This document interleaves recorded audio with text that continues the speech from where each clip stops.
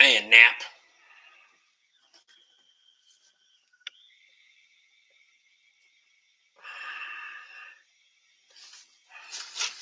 Steven Smith's in.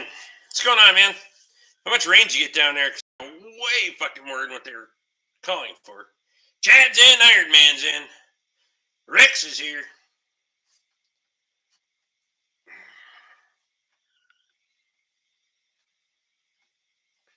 Fucking tired tonight, I can tell you that. I don't know about you guys, but the fucking wind was brutal here. What's on the left, Rick? 98 Chev. Found a 5-bottom plow on land plow for the skidder.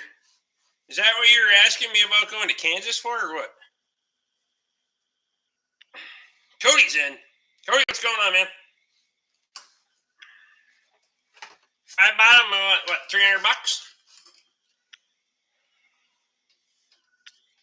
You need to put a drawbar on the back of it at some point. Lee's in. Lee, what's going on, man?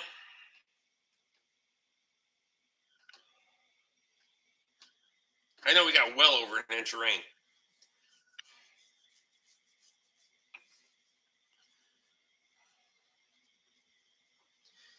But that wouldn't be enough load for the skidder. Don't just put her in road gear.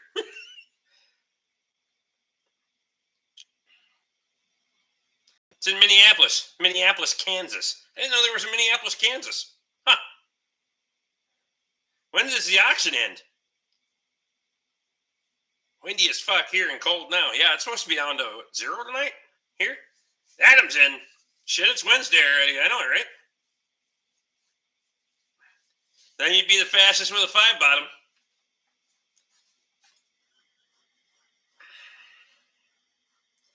Ends a week from today. Fuck.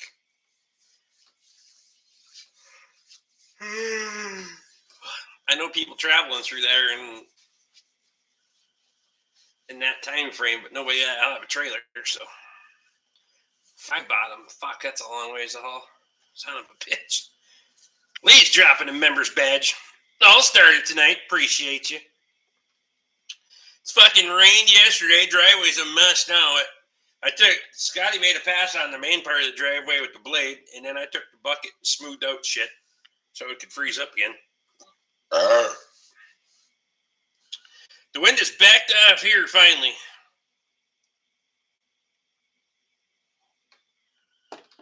It would fit on your widened trailer. I know it would. I know it'd fit on there. It's just a long fucking drive. Find some glitter for us, eh? It's in the fucking hoist over there. It's still down there. Matthew Shelley's in. Oh, it's even an IH. I'll send Connor down there.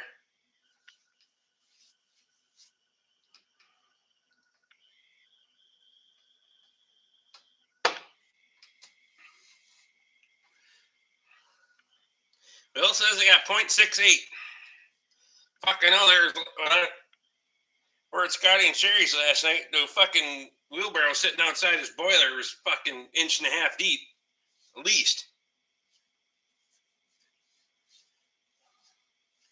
I should have done something with the driveway, but I was lazy. Well, I had to. Otherwise, they would have probably told me to fucking pound sand if I was asking them to run deliveries from Napa today. I told them not even to come out here this morning because I wanted the shit set up, but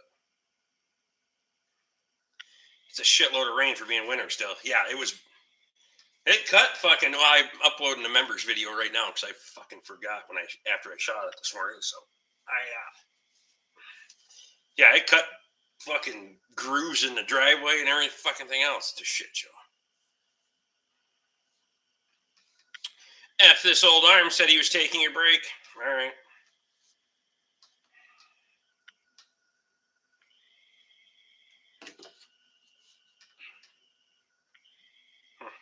When I broke that.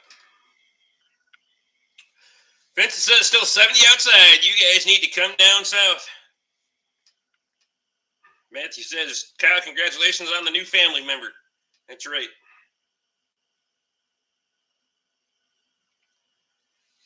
It's a shithole getting out to the silage bag today. Oh, fuck, I bet. Oh, fuck. Especially since it doesn't usually freeze very well around the silage bag anyway. Carbide cutter teeth on the belly blade of the grader made short work. Ice on my driveway. No more ice, just slop now. You got the Scarifier on there?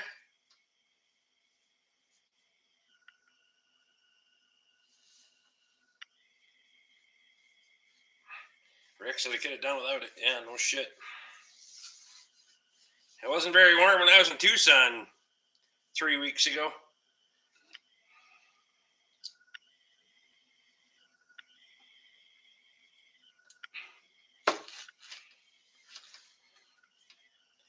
Kyle wants to know what Connor needs a break from. All of us, apparently. The live stream. Lee says, oh shit, did you have the baby, Kyle? Congrats. A couple days ago now. Connor's giving the old arm a break. He's probably shopping for shit on the internet anyway.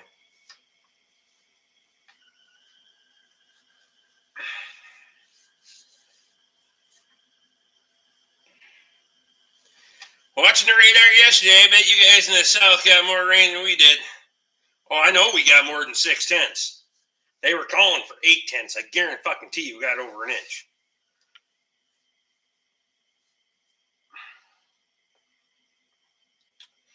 Ricks County grader guy wouldn't know what serrated blades are if he was staring at them. No, fuck no.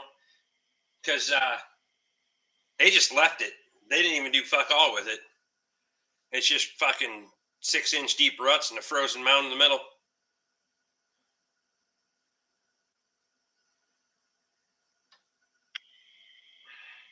Tucson is the high desert. You're not very far from the Rockies there. That's right. Found him an MD for parts if he needs them. Perfect. I was thinking about a road grader or a dozer with a 6-way blade after seeing the shit Rick can do with that mini excavator. I wonder.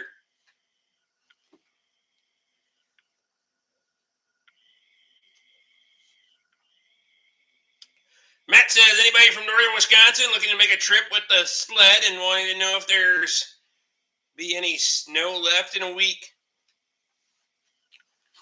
Oh, that's right. I didn't put that video short up either. Trail Groomer actually went through the swamp today. I was surprised they actually brought after all that rain, they actually took the groomer back out because usually it cuts fucking fissures right through the swamp, but they must have enough snowpack on there that it stayed underneath it.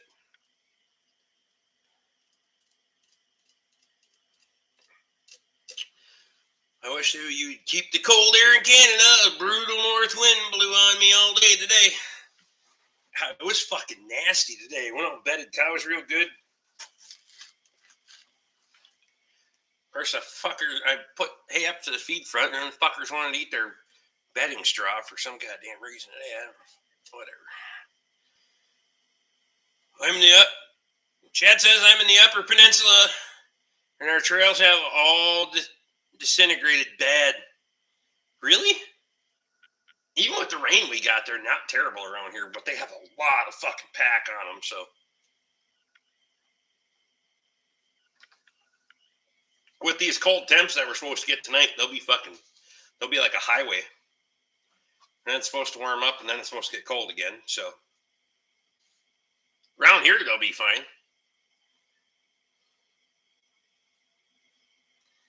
It's not going to be good snow.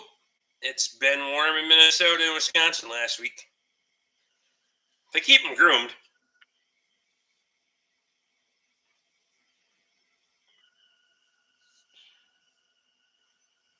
I'm in central Wisconsin. Heard Marathon County closed theirs. That's the farthest north I hear about. Trails will freeze rock hard here in a day or two. Yeah, if they groom them, it'll be like fucking asphalt. Cal says the rain ruined the trails here. Dry, cold air. My nosebleeds have been something else this past week. Someone is going to think about someone got murdered on the side of the road today where I bled for like a half hour. Been there.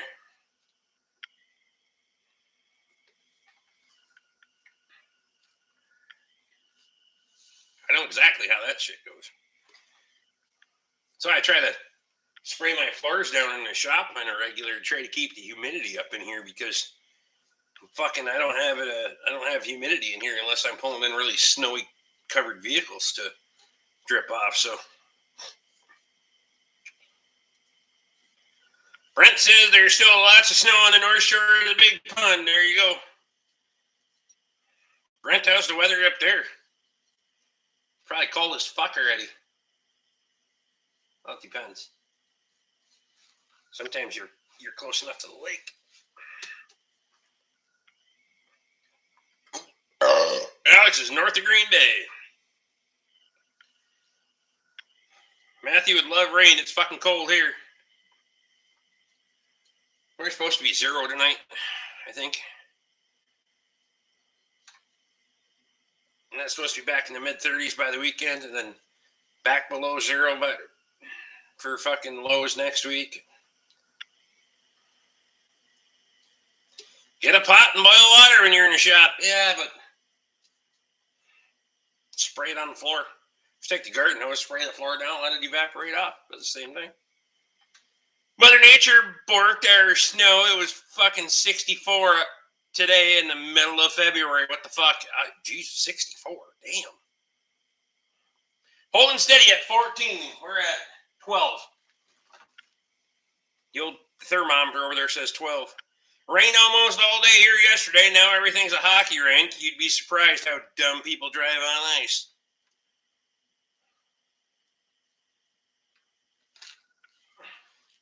Shit, I thought it was bad when I had nosebleeds in the barn.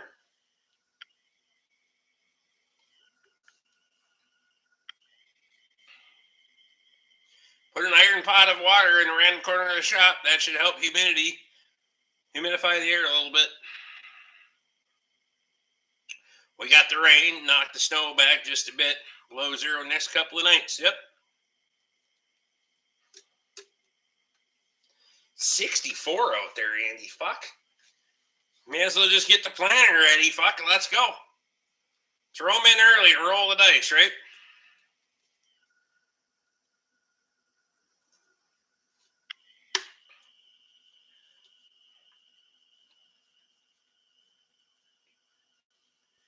Truck on its side this morning on its way to work. I know the side roads had to be fucking near impassable if you didn't have four-wheel drive.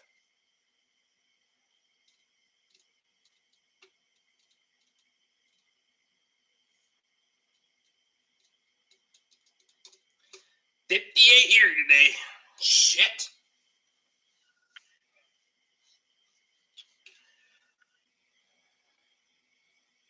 Where you guys get all that warm temperatures from? Fucking lake's got to be really warm.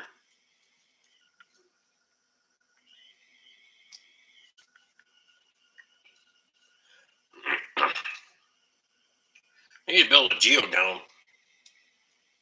A 40-acre geodome. Be fucking fine. You must not have any snow left up there, Steve.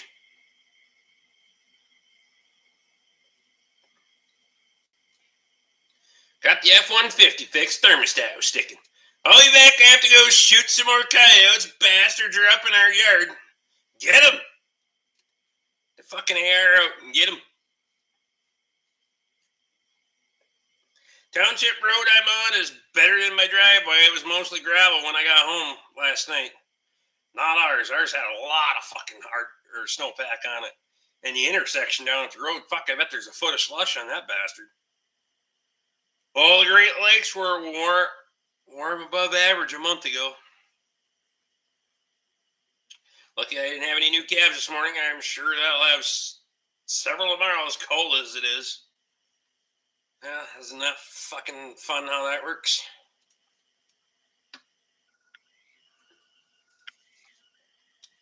Such is life, right? It was 45 today, but high in the mid-20s till this weekend. Then back in the 30s next week.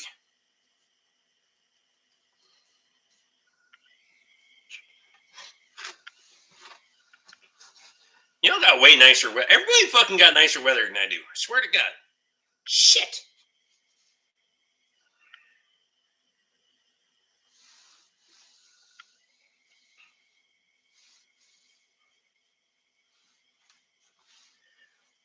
Does always seem that they wait till it come out till it's fucking cold. That's right. It's the roller coaster temps. Move south, Rick. Fuck that. I ain't going south. I got way too much shit to ever think about moving. Fuck that noise.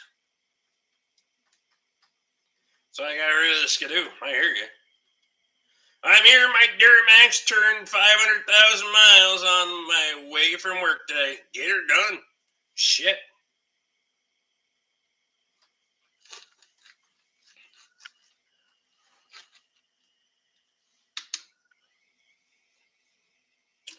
I have bare ground too, and you have over a foot of snow.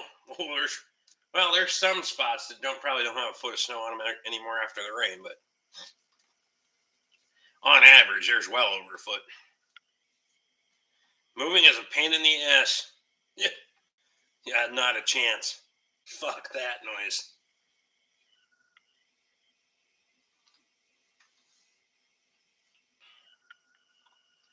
I'll try to send some nice weather your way, Rick. I've got a fuck ton of fans lying around here. Perfect. We've got ditches that look like rivers. I bet. Rails in. Head up to the Great White North. Yeah, no shit.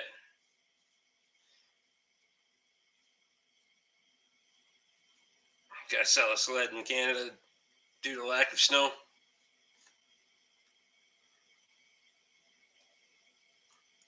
Alex says his Duramax has 507. I've moved 6 times as an adult in my life. Or 6 times in my life as an adult. Shit, I'm transposing words. Damn. Snow situation is so bad the Skidoo ended up in South Carolina before it went to Rick's. That's right.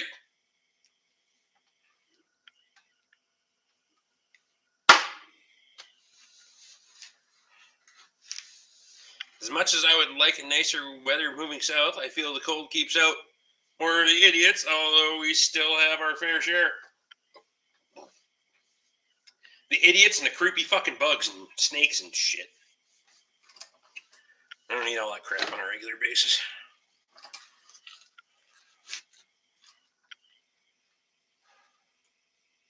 Well, 2 coyotes were successfully relocated. Nice shooting. Adam wants to know what year the high mileage Duramaxes are.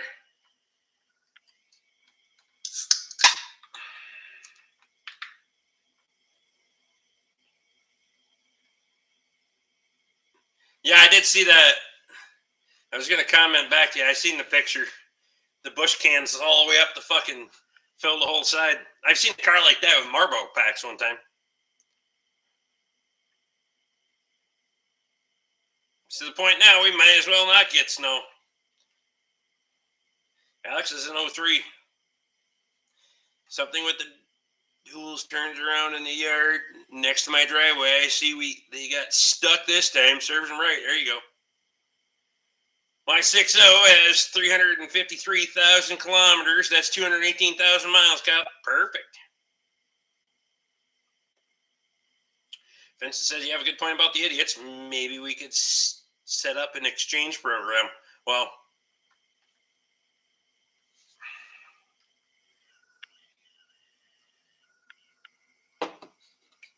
dirt nap. They can all take a fucking dirt nap.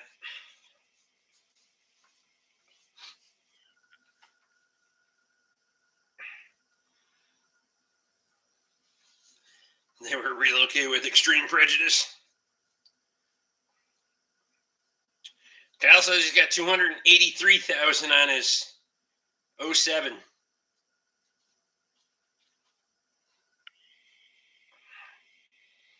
Classic body style.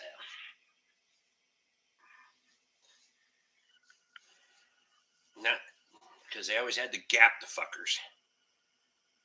They run 2 body styles in the same fucking year. K means 1,000, not kilometers, Nathan. Wow. Wow. But he put KM.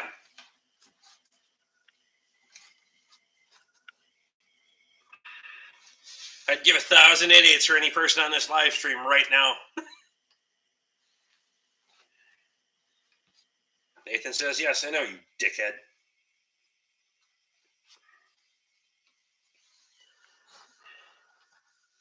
Can't we all just get along? Luke's not here. We don't have to fight about it.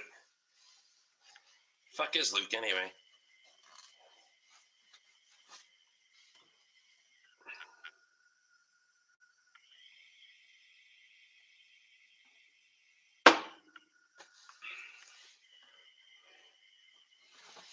Feeding horses. That's a good point.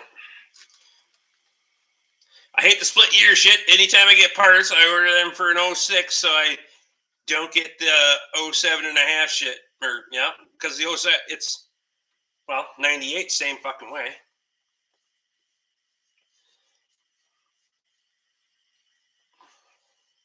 Silverado or Classic? 111,500 kilometers, 69,332 miles on my Ford. Perfect.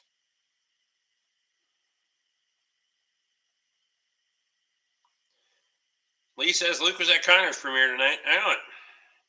Same vintage as my Dodge 3500, but it's a farm truck, not a daily driver. Get her done.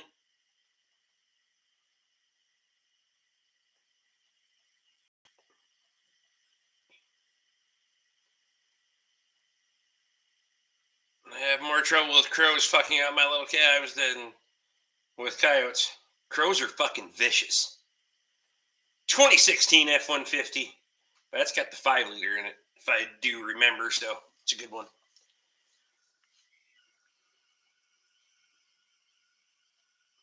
All that means is this truck looks like mine before the body changed. GMC was the same from 01 to 07. Nothing changed from 06 to early 07. Luke was sorry about his lack of moderator status on Connor's stream. Well,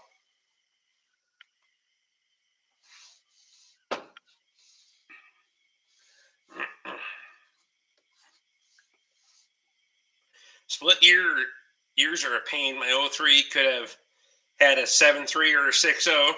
I wish it had the 7.3, but parts counter guys are dumb. Yes. And that would have been an early built 6.0.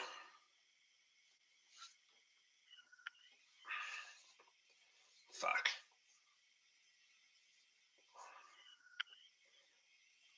$297 on my 6.5. If 6.5 was easy, everyone would want one.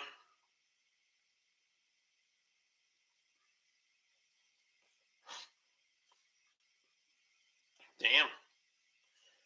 I think I got 131 on the White Whale and 125 or 126 on 124, 125, something like that on the blue truck. 146 on Katie's truck. 2004 Duramax 212 should last me the rest of my life if the body doesn't go away. That's going to be a problem.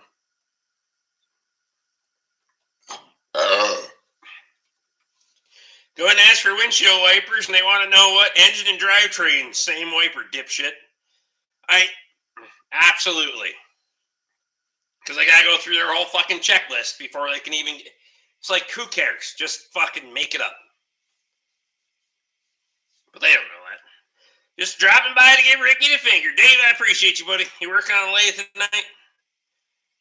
04 Duramax has the same way. Early 04 was the LB7. Late was the LLY.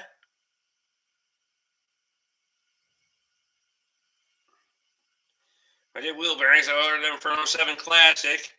Got home, tore it apart, opened the box. 07 and a half wheel bearings. Back to the parts store. Yeah, the gap year's fucking bullshit.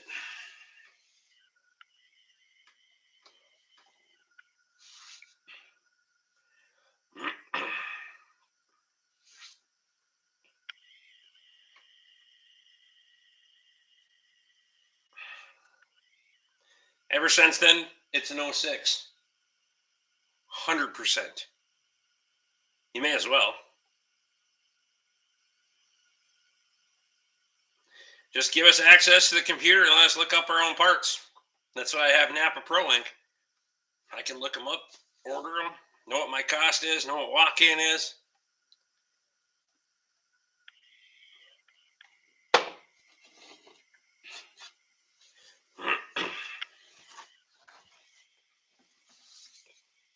What's up, Rick? Hope your day is going good. It's going. It's fucking Wednesday. I don't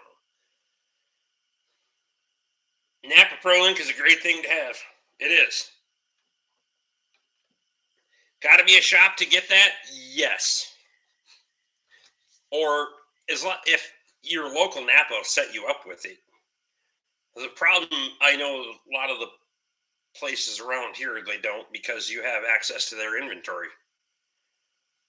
And then, because I can fucking click and fucking order shit as much as I want. And I know there's problems with a lot of places that order shit and then just return a bunch of shit because, well, I'll just order everything and then return what I don't need. That gets to be a fucking headache for them, so. At least this truck still isn't done. No, it's not done yet. Fuck. I'm ordering parts. Or ordered more parts. So just call them your panties there, Tonto. I'll put it. U-joints in the drive shaft too. There's only 2 part stores that I will go to that I have no problems with. Chad got your package, Luke.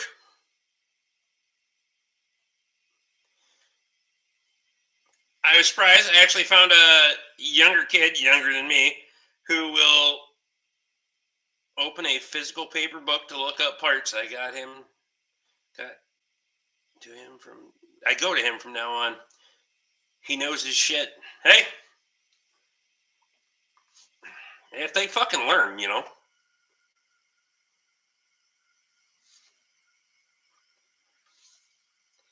Must have not been AutoZone or Advance. Or fucking O'Reilly's. Fuck me. I asked the Napa guys for points for a 69 Dodge Dart with a slant 6. They acted like I was asking for a kidney. Mike's in. Can you get parts from the factory motor parts in your area? If I signed up for it, but I don't buy anything through factory. Fuck that.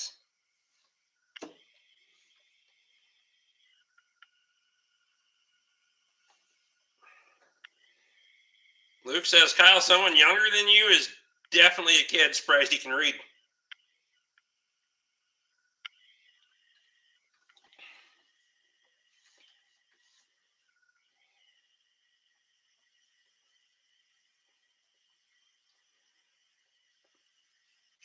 Asking for Magneto parts. It's a half-day ordeal.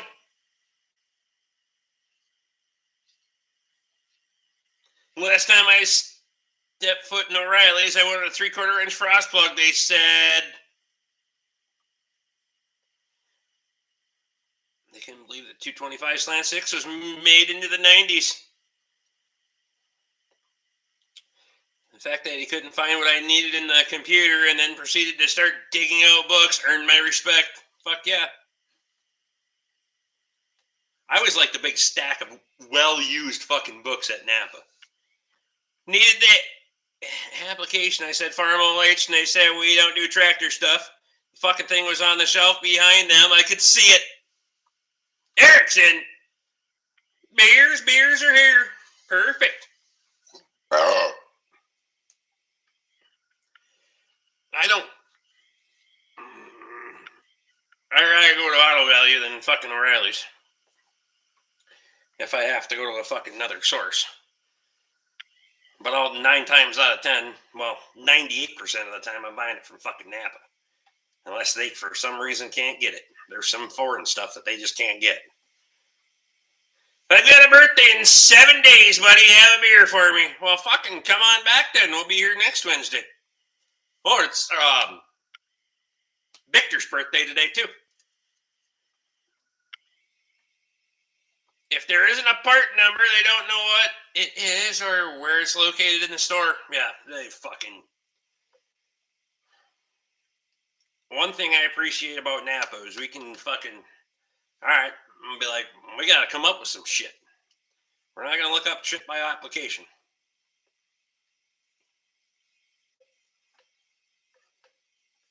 I have 3 O'Reillys close to me, and they are actually pretty decent. But Napa is always my go-to. I hit a auto value every time. They'll look up all the weird stuff I'm always looking for. Yeah, they don't give a fuck. They'll look for anything.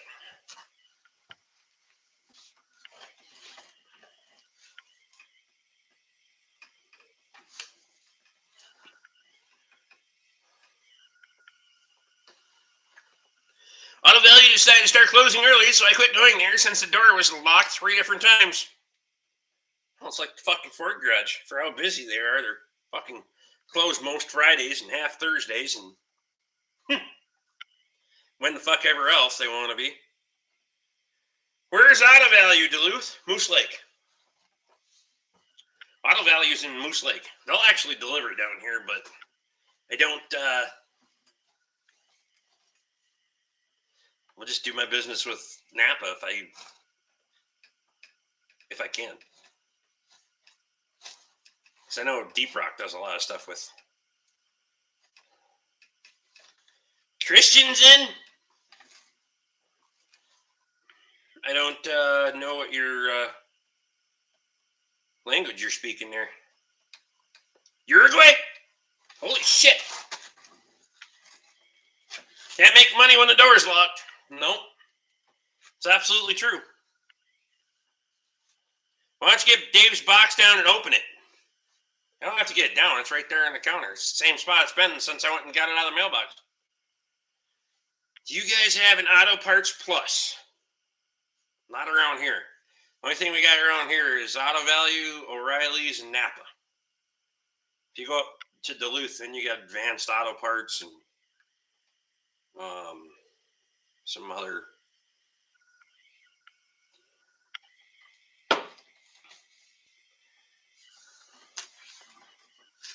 Who's the mechanic, idiot? You trash in your shorts videos. That's funny. Well, there's 2 different ones at this point. Auto Value in Hinckley is good too. Open Sundays, and if you have an employee phone number, they'll open the store after hours. No shit. I didn't know they were open on Sundays. I'll have to keep that in mind. Because sometimes, every once in a while, I appreciate that, Jesse. Might be a Canadian branded store, I don't know. Say it could be CarQuest or any of those. There's a few around here. I think they have a warehouse in St. Cloud.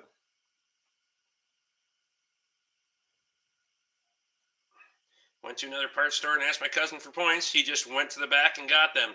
He didn't even look at the computer. There you go.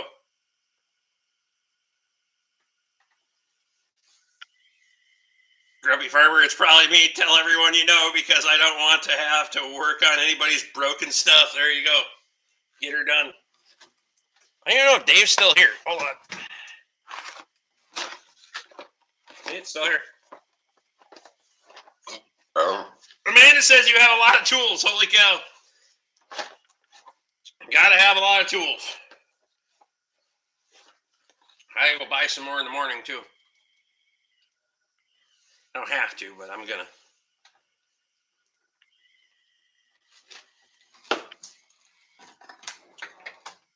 I have necessity for more shit. So,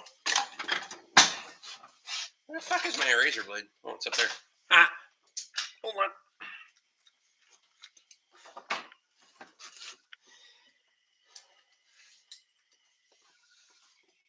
Dave is out, I believe. I'll can watch it back. Toby is in, so he'll like you opening Dave's box. I asked in the comments if that guy was Randy. He did ask if that was Randy, which is funny as hell. I ran across this shit on the internet, and I can't help it. I mean, come on.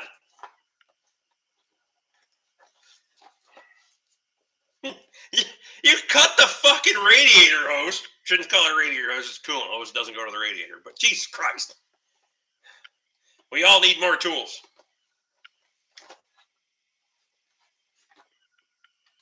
Luke says, cheers, Squatch.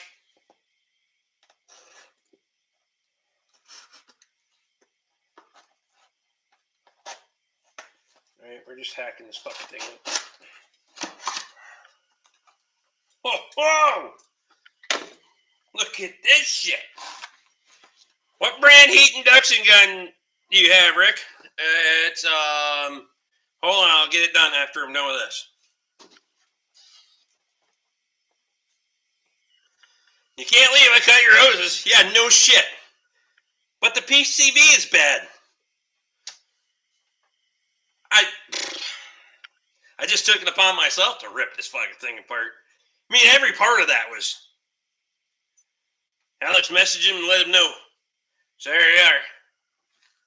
Look at that shit, fancy shit. Huh? How cool is that going to be?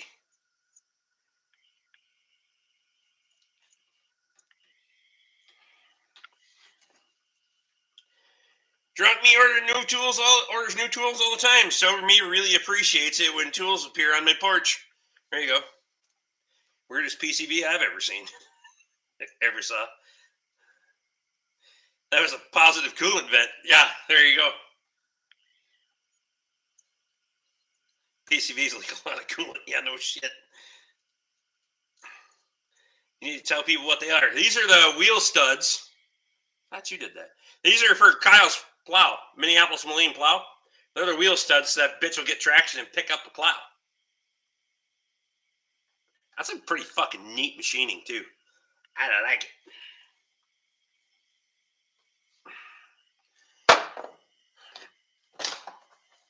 There's a lot of them motherfuckers in there, too. What's that? I'm assuming that was just filler. Because if they were in that bag before, they are not in that bag now. Johnny Alexander's in. 500 on my tools today. What the fuck? Just wanted an ultrasonic cleaner. When the PCB is leaking coolant, you got serious problems.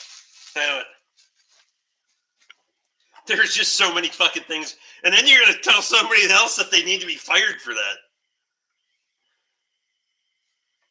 The rain really made the wheel slide last fall, I bet, when you hit that fucking trip to pick her up. Ford did have heated PCV valves and piping, though. Yeah, but it was just a fucking metal tube that wrapped around the PCV valve. Or depending on the application, it was the entire thing was fucking cased. But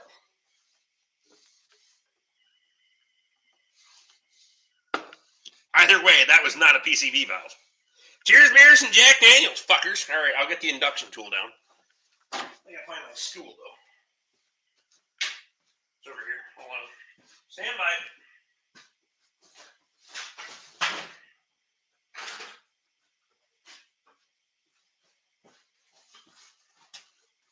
I don't want to say for sure because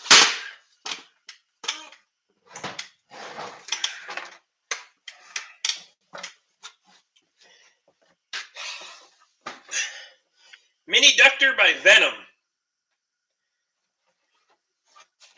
And there's a attachment kit that you can get for it. I haven't got that yet.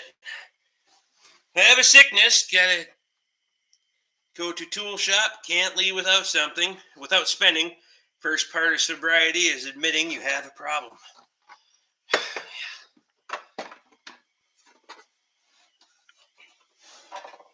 Bryce is in.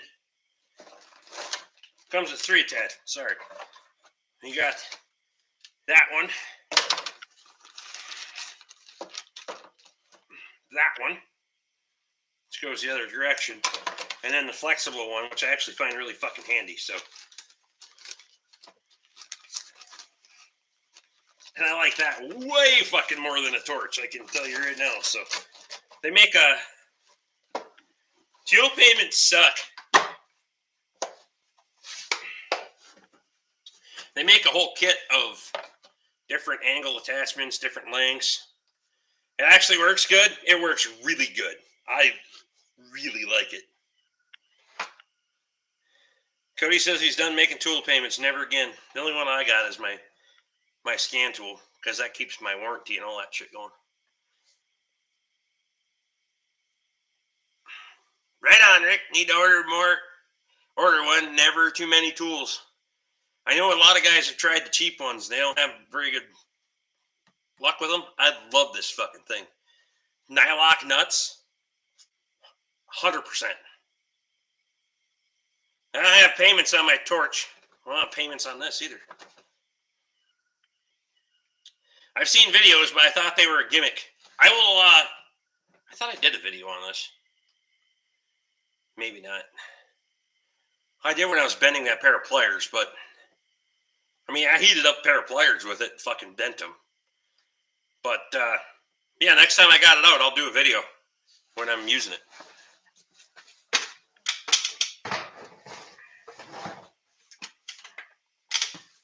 But at some point, I do need to have get the other attachments. They make some longer attachments, different angles, and things like that. So yeah, I use the fuck out of that thing. All this new Nylock stuff. The only payment I have left is the old woman.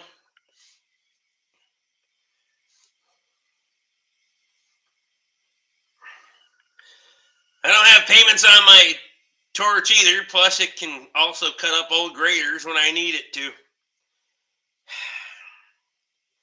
You're too much of a cheap ass sometimes. Well, that fucking moldy money.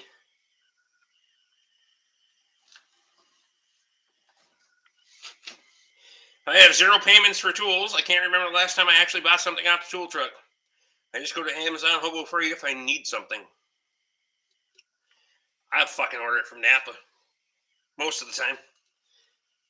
There's some things I'll go to Harbor Freight for, but it's a fucking hour away, so. Just order it from Napa. Pay the bill at the end of the month. Can't be tight if it's liquid.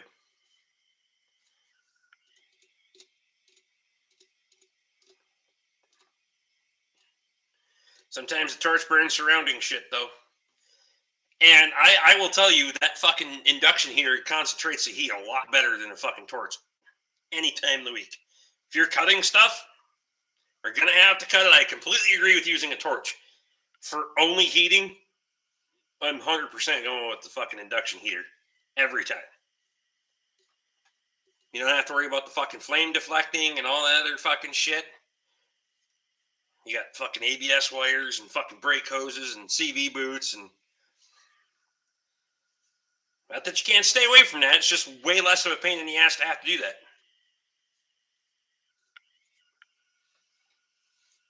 Induction is neat. It's how OE treats crankshafts. That's right. When you work on old shit, you don't heat bolts. You just cut the mold. Well, yeah, you just cut fuckers off. I didn't know if you were doing live stream tonight. Just drop by to say hi, hitting the sag for a really early start tomorrow. Perfect, Shannon. I appreciate you. And we always do this on Wednesdays. Calipers on a 15 Chevy pickup. Why the fuck do you put Loctite on the bolts? Dumb fucking engineers. They put Loctite on everything. All the new fucking, most of all your fucking new bolts on interiors now are Loctited. I've played fucking hell previously. Well, I know Toby did when he worked at the Ford garage. Recently, I've played hell with some fucking interior panels because they put blue Loctite on those bastards. On the fasteners. Induction heater, couple of seconds. It's hell to get a torch in the fucking interior anywhere, but...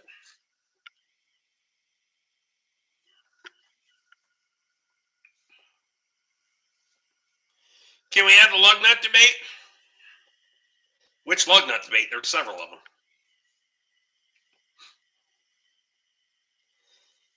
Rex says, I'll spend it all and they can dig up the bills. That's right.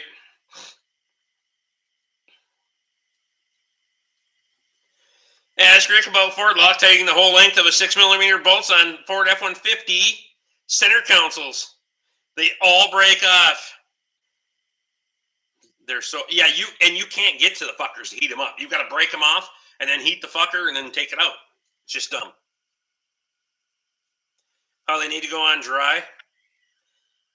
Well, it sure as fuck don't need anti-seize on them. I can say that. Cody wants to know why you want to talk about nuts.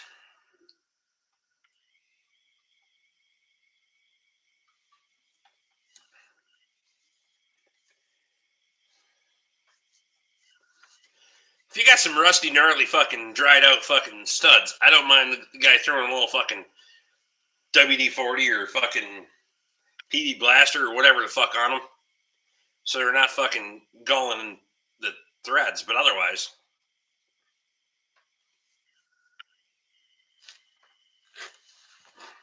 anti-seize on anything just used to piss me off.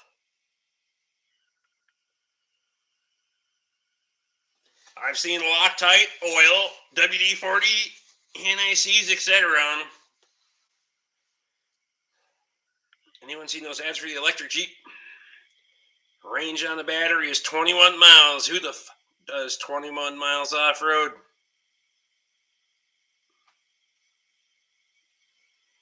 The only thing Vincent ever uses Never-Seez on is lug nuts. Toby didn't like being the Tin Man. Rex is going to stay out of it. Confucius says, she who cooks carrots and peas in a pot is unsanitary. Well, that's funny. Iron Man says, well, we know how you feel about penetrating oil, Kyle. Anti-seize of 2 different colors go on boxes of parts, not bolts. Ask Chad. Gene's in. Gene, what's going on, man?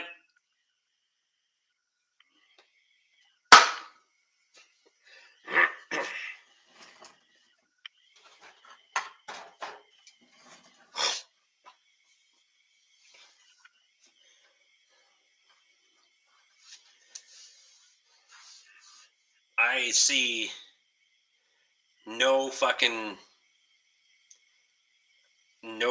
in putting anti-seize on that shit.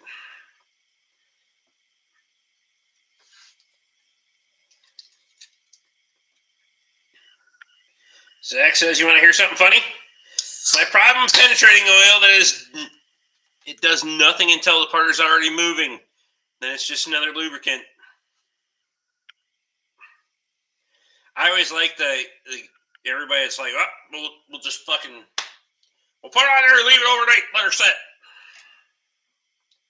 That time that the Archon construction guys brought his truck in for service and his coworker had pranked him by anti-seizing every handle and knob on the whole truck, but I was the unlucky one that found it. All of it. John Wilkinson says, how's the weather there, Rick? It is currently 11 degrees. The wind has died down significantly. I can't hear it gusting anymore, so that's good. Gene's just having a beer before bed. Freightliner dashboards were notorious for vibrating apart. I would dip super glue on the screws and tighten them.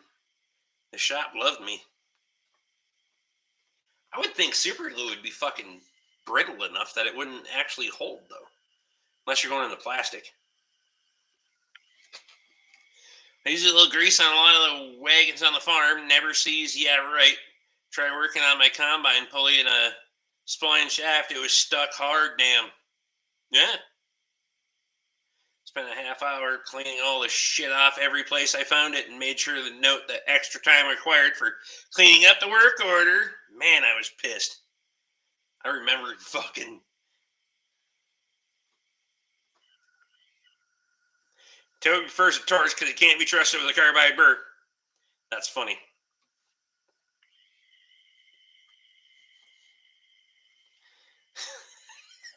Scott's going to blow up the live stream because he's mad now. I'm with you, Kyle. I don't use it to break things loose. I just spray shit before I start so that when it breaks loose, I don't have to stop again to spray it.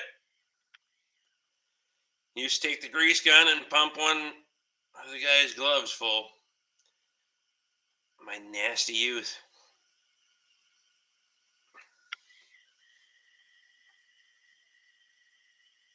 The only time penetrating oil works is when you have the part hot enough for it that it catches fire. Luke prefers grease over anti-seize. 100%. I agree. Rex says they call them freight shakers for a reason. Everyone join me in bullying Squatch. I did in the video. I put my comment in. He's mad. Fired up the old 86 one time with a 6.9. Does not come out in the salt, so been 5 months since the last drive. That old bitch fired up first glow plug cycle with a pair of AC Delco Pros from 2003. Damn. Disassembled the RD4. Everyone wanted every fastener sprayed down, and a bolt is tight and rusty. It never goes past the head. That's what she said. Anyway.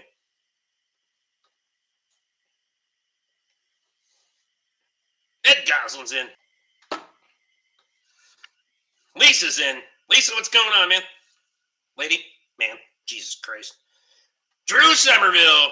What's Squatch mad about? Squatch is always mad. Just ask him. I remember when he'd come in every fucking day at work. And I go, good morning, Rick. Good morning, Jake. Fuck you, Randy. Once in a while, he changes it up and say, fuck you, Rick. He's so angry. I only use anti-seize on the lugs because I know twice a year I'll be in there for checkup. Fucking circle pops up when you say my name. What the fuck? I don't know. That's weird. Lisa, are the guys out still giving her the shit? He's mad he's not working on Caterpillar. X231 doesn't have fold-over locks. That's true. You could put fold-over locks on them. I mean, you could just make shit up. Damn autocorrect.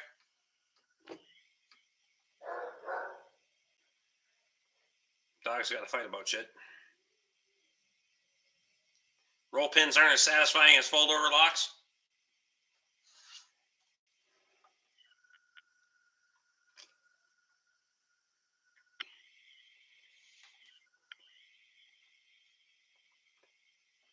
So I had to fold that piece of wire the other day. Just can't take it no more. I can't take it no more. You better get that fucking thing done.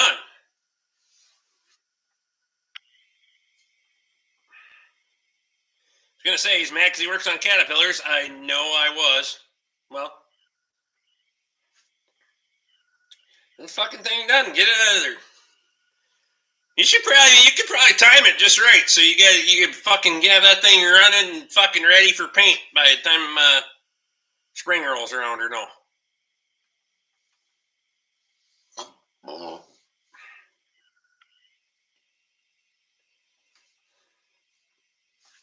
I do have another video short that I got a real fucking problem with this. Not as much as a problem as I have with the last guy, but this guy's a fucking idiot. Especially when you realize fucking cam sensors and crank sensors are fucking magnetic. Holy shit. Bud woke up, but he's busy operating the couch with a blanket, he says. Perfect.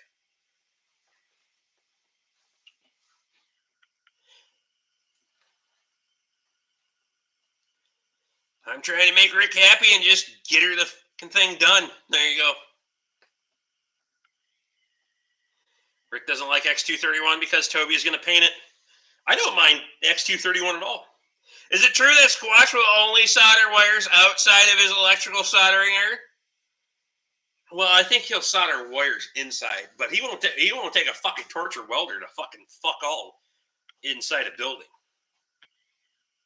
I mean, well, he would before.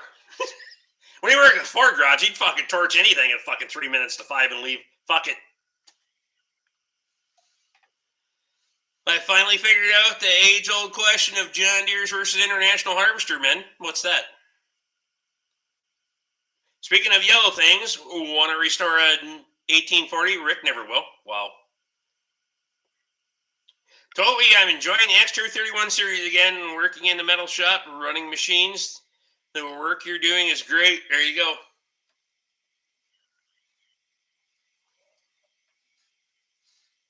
Rick will take a torch to a baler full of chaff. 100%. Done it.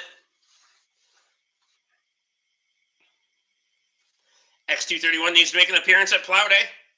It might make an appearance, but it ain't gonna pull shit. Well, I have to take off, others. Have a great rest of the week. Nathan, I appreciate you. Okay, I do have to call out hypocrisy, though, Toby. No welding, torching, etc. in the shop, but the bench grinder makes sparks and has made a few videos now. Yeah. What is the problem with the 1840? I missed that one. Well, you can let these guys manifest with all the problems that it has since it's been sitting. So you guys, you can ask these guys. Yes, he will, mainly in front of my home shop. It's true. Squatch says he's mad at Kyle now too.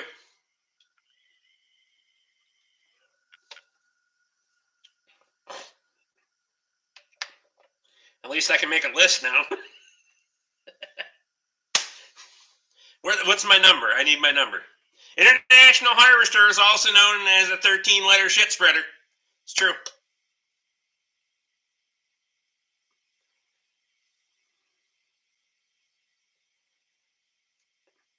I have a Gale baler. Rick's 1840 is like my Cat 236B. It needs TLC. All right? It's on the list. It's just keeps sliding a little further down the list. Some things keep getting written in on top of it. It's fine. When that thing gets out of here, maybe. I think it would be a good series to completely tear down the 1840. But, or at least mostly tear it down. Because it pretty much needs mostly everything.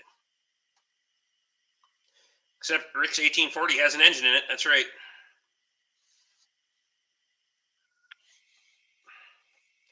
Am I number 1 on this list? I am number 3 on another list. I got as much red stuff as I got green stuff. Even park it together, which is probably a sin. Fuck it. Rick's 1840 needs a new engine by now.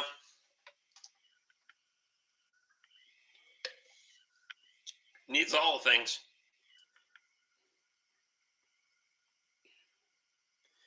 Nah, 3-way tie between Rick, Luke, and Kyle, so somebody needs to step up. I'll give you guys first crack, because I can piss them off every time if I need to. What engine in 1840? It's a Cummins 4B. Hell, I've never seen a machine that doesn't need TLC. I don't care who made it. Kyle says he's sorry, he couldn't help it. Luke says he's not sorry.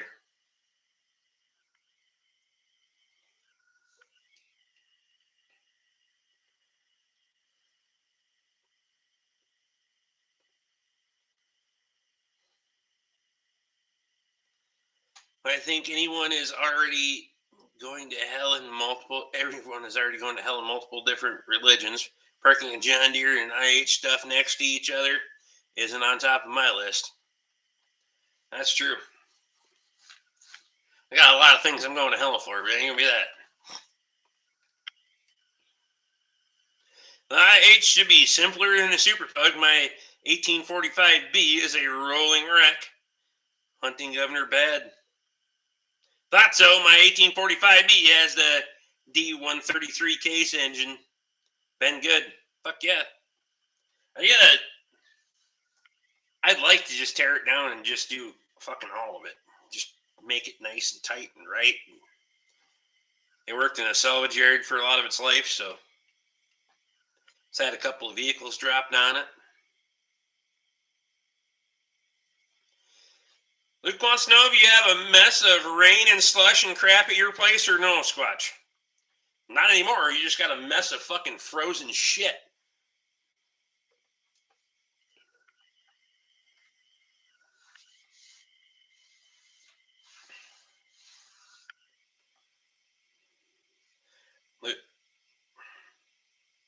Squatch says, water yesterday, but ice today. That's right.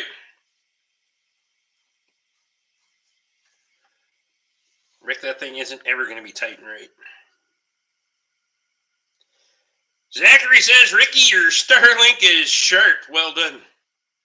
Appreciate you. Oh, it's been, I like it. It's, some people would pony up. Just saying. The injection pump probably needs replaced. Fucking rubber coupling inside them goes to shit at about 4,000 hours. Rex says he's leaving it sweaty. That's right. I'm going to make it like new and not paint it anyway.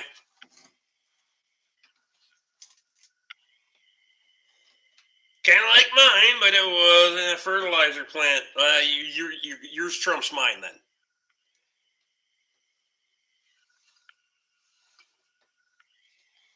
If it was in a fertilizer plant, that's just fucking hellish on everything. Your 1840s like the girls I date. Too much time around horses and questionable decisions. Their tight days are far behind them.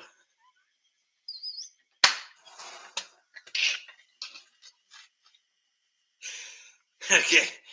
Now that's fucking funny. I gotta give you that. Ed says out of the fertilizer plant. Yeah, no shit.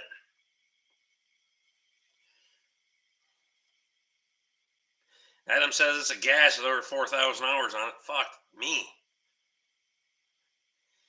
1845. Do you have a Cummings? Cummings? You're welcome.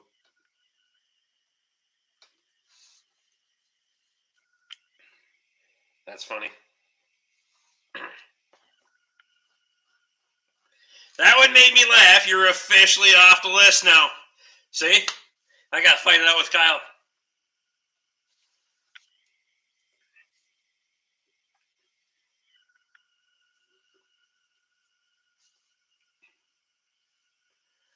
Bud wants to know if you're giving Budweiser blimp rides at Borkfest. I don't have a Budweiser blimp. Well, I kind of, I'm getting one. But anyway.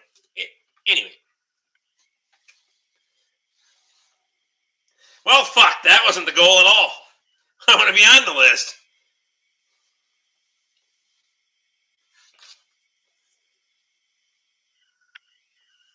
It was gone through before I got it, and that was back in 05-ish.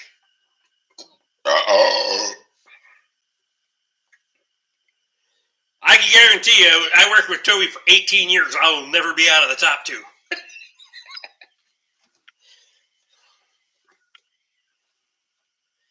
Brent's out. Brent, I appreciate you. I'll go rearrange his fucking toolbox drawers.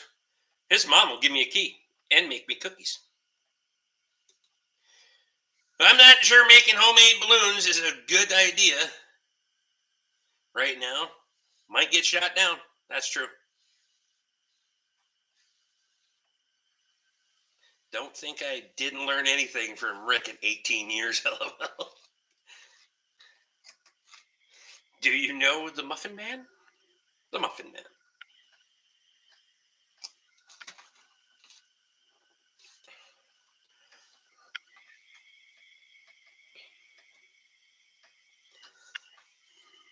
Sometimes giving someone exactly what they want is the biggest insult ever. There's nothing wrong with a gas or case skid steer. Not as hard on gas as you'd think, and it'll start no matter the temperature. We can set up a Budweiser blimp, but it would get shot down faster than a Chinese weather balloon. Tom says I have two 1845C skid loaders with the Cummins engines. One of them has 7,000 hours. The other one has almost 19,000. Never touched the engine on either one of them. Just changed oil and filters regularly. That's insane.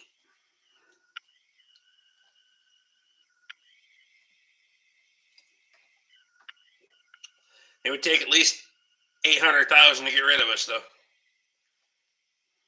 To get us, though. There you go. Rick likes Hydromax skid steers. That's why I don't even fucking have one anymore. So I traded that bitch for a race car and traded the race car for a snowmobile. I got to take a look.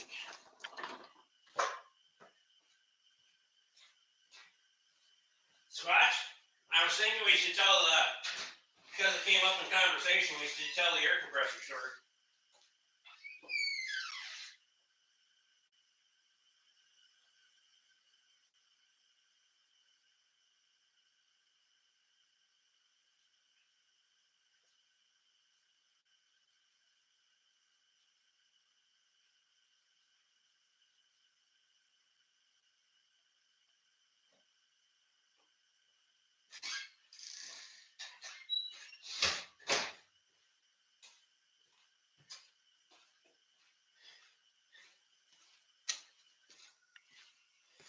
I think the air compressor story would be fucking great.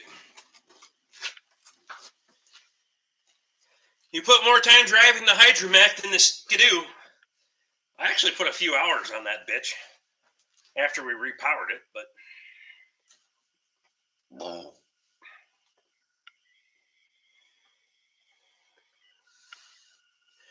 Supposedly one missile missed the balloon over Lake Huron.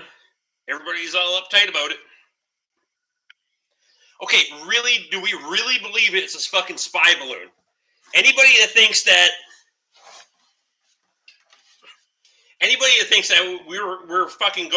we're spying with fucking balloons in this day and era is fucking out of their mind. Get fucking real. The satellite fucking technology is far better than anything you're gonna stick in a fucking balloon. Come on. Shit. I helped adjust a Hydro Cache once. I don't know how it didn't kill anyone.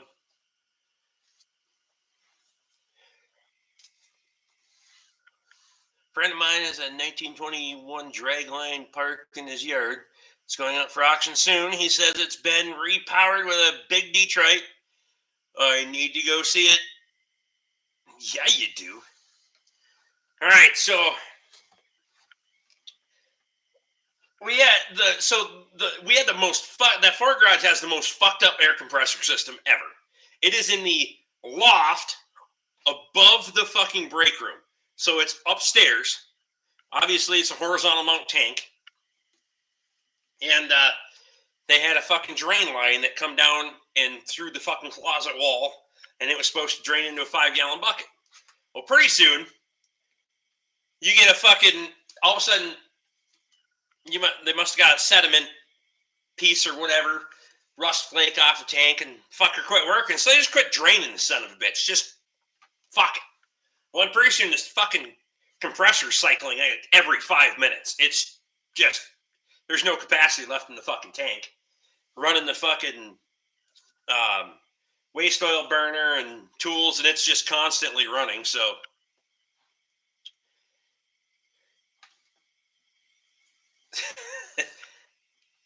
so then the boss decides that they're going to crack that fucking tank open one night after hours.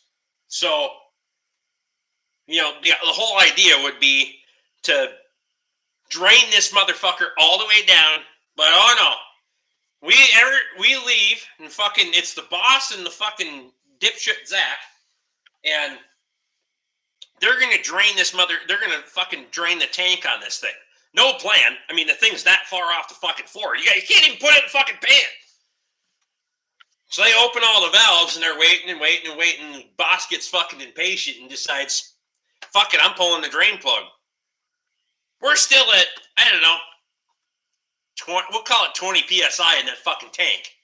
And it's probably, I don't know, 120 gallon tank. It's big. It might even be bigger than that because it's way bigger than the fucking tank that I got on my 80 gallon. So he pops that motherfucker and it fucking, it's got all this fucking water, oil, fucking caramel on the bottom of it. And it goes fucking everywhere. It hits the floor and fucking blasts all the way out the door, all over him. So we come in the next morning, and the fucking break room ceiling, all the sheetrock has got it's got waves in it, and there's this fucking goo just fucking oozing out of the fucking fluorescent light fixtures.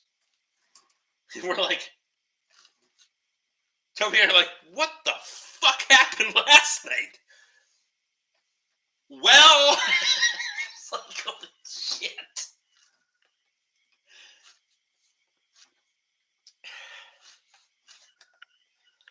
So just don't even wait for her to fucking.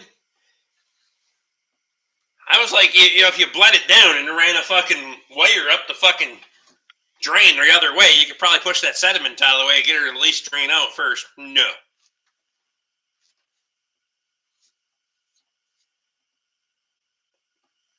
It's built before satellite converters, so it's good on regular gas. There you go.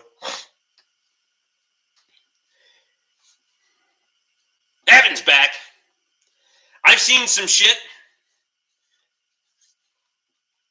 It was right up there with Zach trying to fill a fucking antifreeze jug with fucking waste oil.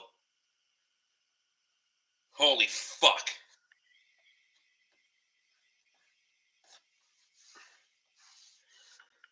You reminded me I gotta bleed tanks, fucking 99% humidity twice a week.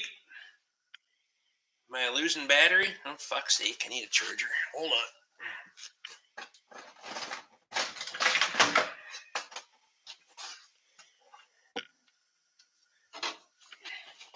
Now we're back. Yee-hoo! I always have mine, I have it just at a little bit of a tiny little hiss.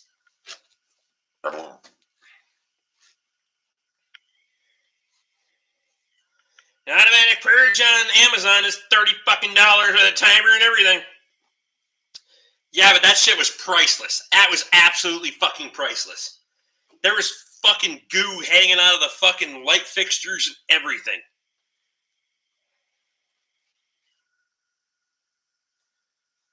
Ed says they freeze up nicely too. I just have mine, so it's got a little bit of just the tiniest little fucking hiss in it. Fucking let her eat. Adam wants to know how hot it gets out by Ed. Fucking hot. Has anyone had Walmart antifreeze lately? I don't shop at Walmart, so fuck them. No, we just ran a pipe through the break room closet, through the break room wall, and into the shop so that it can pooge all over everything in the tire change area. Yep. And then that fucker get blocked up with sediment, so they just open the fucking ball valve on that bitch until all of a sudden it would just go boom! And then it'd blow whatever was in the fucking bucket below it. The fucking surge would just blow it all over fucking hell, but it didn't matter. It was just a shit show.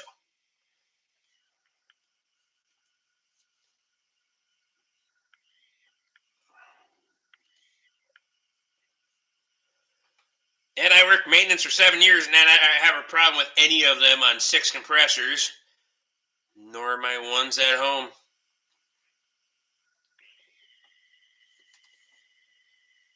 Ed says 100 in the summer and been 20s at night.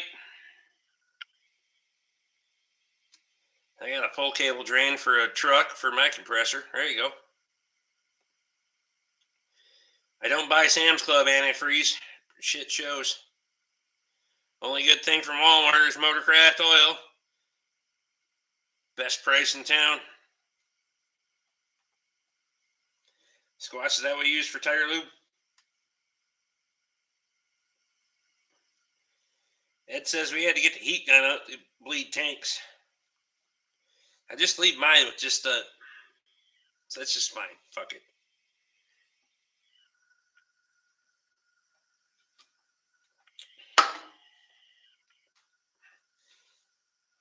Zachary says bend over and I'll show you. That's funny.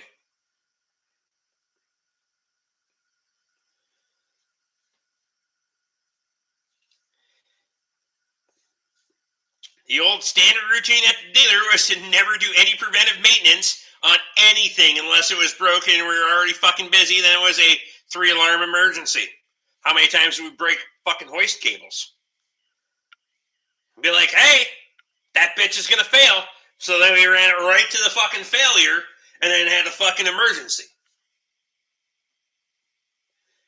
Zachary says, I wasn't talking to you. Okay, fine. Under roof, but outside.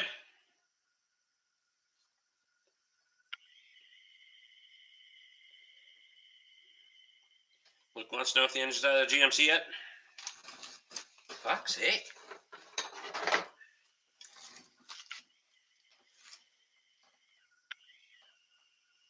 For prompt service, Bloby. Kyle said his were all indoor.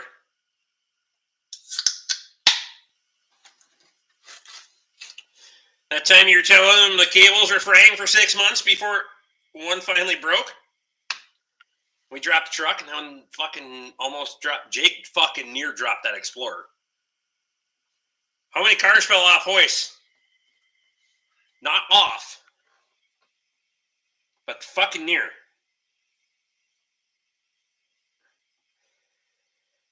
Rex says, sounds like every shop I've worked in.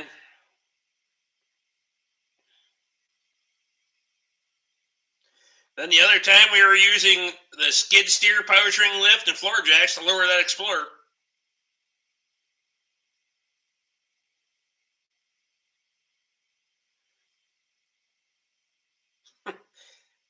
Luke meant the GMC at Rick's. No, that engine's not out yet. Indoor is loud, LOL, and gets a lot of grinding dust. Well, that's why mine's over in the corner. Trying to keep some of the dust out of it, and in there it's not nearly as loud as I thought it would be, but Bryce is parked and we have his undivided attention. Appreciate you.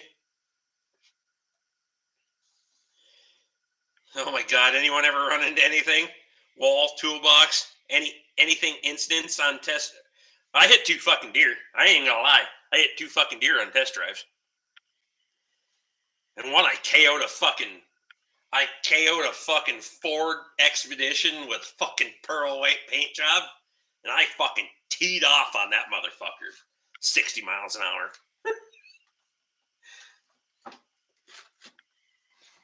We had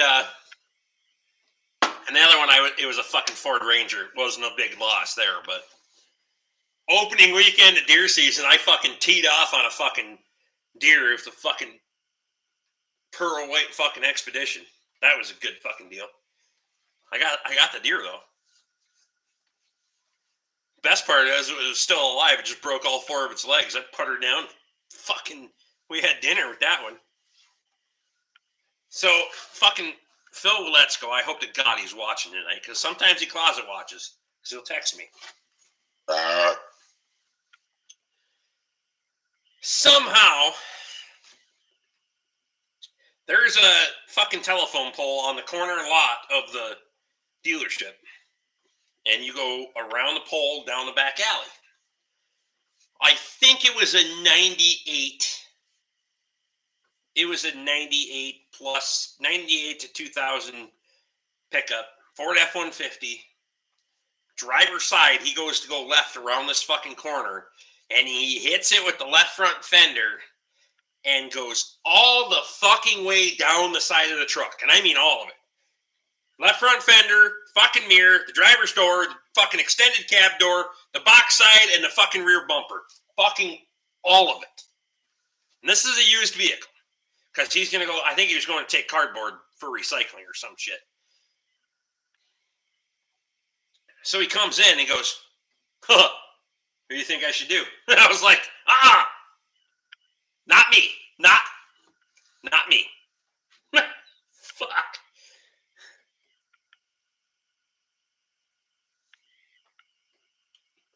I've heard of cars shifting on hoist, but as far as I know, a car actually falling off is pretty rare. My first day back from the railroad, the first fucking test drive of the day in a 6-liter diesel Excursion, and that deer ran right into the driver's door. Yep, welcome back to the suck. Yep, that's true too. Fucking right into the driver's door. Damn, I just don't miss that place. Not even a little bit. I mean, the stories are fun to retell, but I wouldn't go back and do it ever fucking again. Not ever. There isn't enough fucking money to make me go back. Had a jag collapse instead of brake jack stands once. Fucked it all up. Damn. I got a buck of doe last year. Radiator first time, bumper corner on the second. I got fucking 3 deer the one morning on my way to work with fucking Super Duty. Can't forget the Bosch running into the fucking garage door at skid steer. Or the fucking pavement abutment. Concrete abutment. Josh, what's going on? Here to say hello. I'm going to bed. It's East Coast time here. Hope all is well with everyone. Appreciate you, Josh. Ryan's in. Ryan, what's going on, man?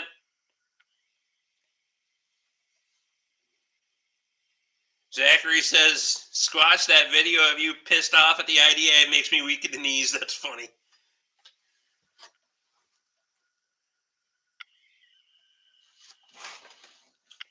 $78J it was. All right.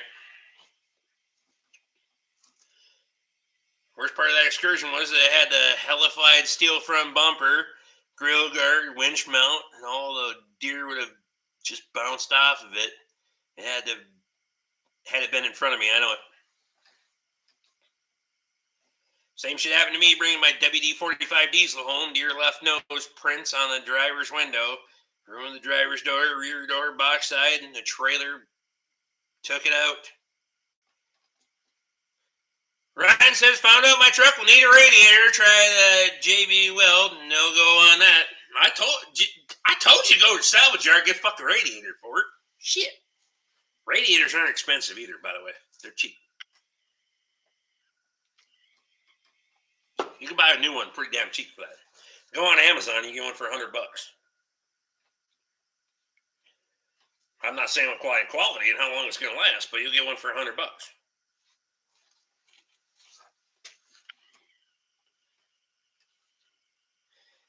Squash says, did you learn a lesson from it? Like, stay the fuck away from those Alice Chalmers? Wow. Oh, God. Squatch, you remember Zach trying to take a gallon of oil home? Used oil. He wanted used oil. Orange is bad unless it's Kubota.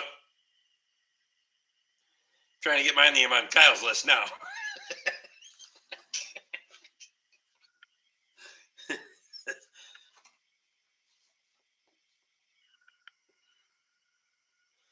A deer would just fuck up my curl up, bounce off, and laugh as it runs away. Ryan says, Toby, you shut your whore mouth. AC Alice Chalmers is the best. I sure have learned my lesson to stay the hell away from northern Minnesota because that's where it happened. But then I met you assholes. That's true.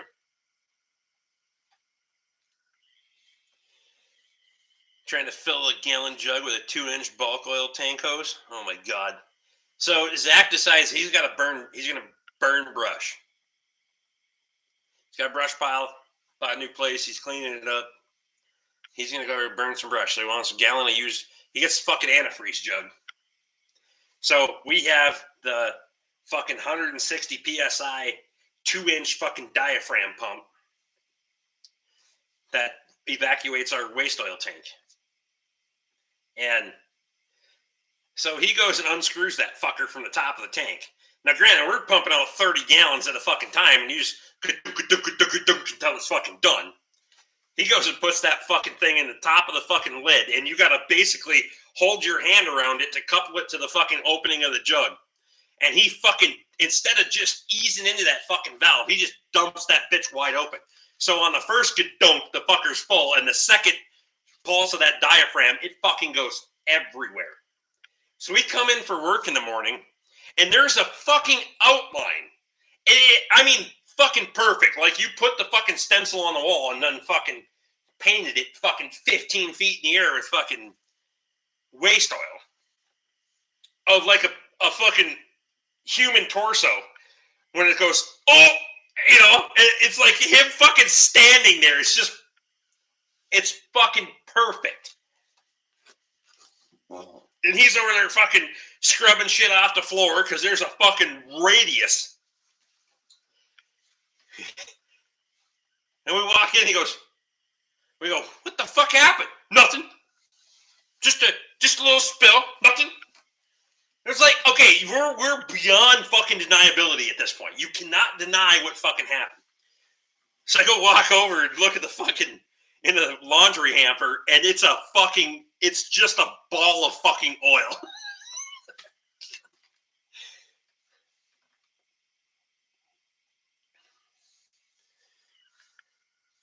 You remember when Roy tried to fill an empty 20-ounce Coke bottle at the gas pump and they wouldn't even turn the pump on? He was mad. Because he was going to buy gas for his fucking lawnmower in a Coke bottle. And I'm not even shitting you. He wanted to fill a Coke bottle.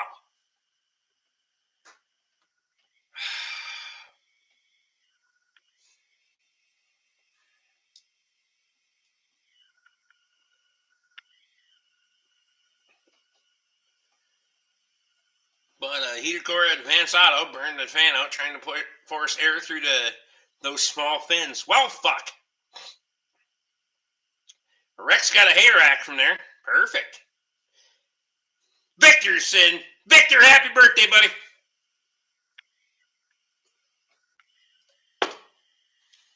Oh, my God.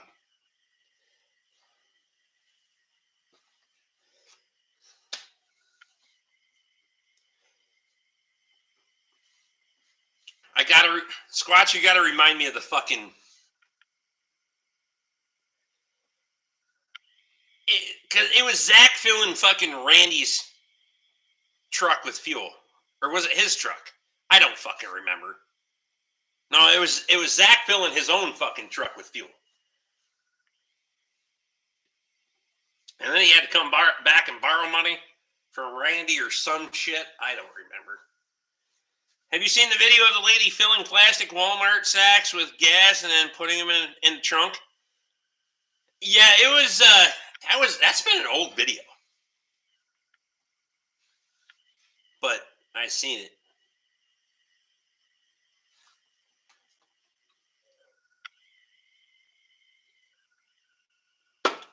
Where the fuck is Connor? He's probably lurking. He's just... Victor says, today's my birthday. I'm 45. Happy birthday, buddy. It is an old video, but how are people that dumb? Well, I mean, that's the age-old question. Fucking crazy, and I'm sure she wasn't the only one. If this old arm is mad at me. Come on! You're fucking... You're not even in the top of the list. If you keep rubbing your forearm like that, you'll go bald, Rick. Yeah, well, I am bald. Fuck. See that? Shit. One of these days I need to fucking cut my hair, but fuck it. Should shave and lose weight too. But fuck it, whatever.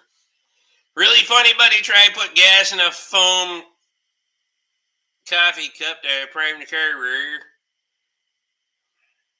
Yeah, if I've seen people try to do that in a fucking styrofoam cup of times. I gotta take a leak again. Crack the seal. Slippery slope tonight. I'm de-icing out in front of the shop. I'm too cheap to buy salt, but I'll drink beer and piss all over the place over here. That way everybody's got to walk in it.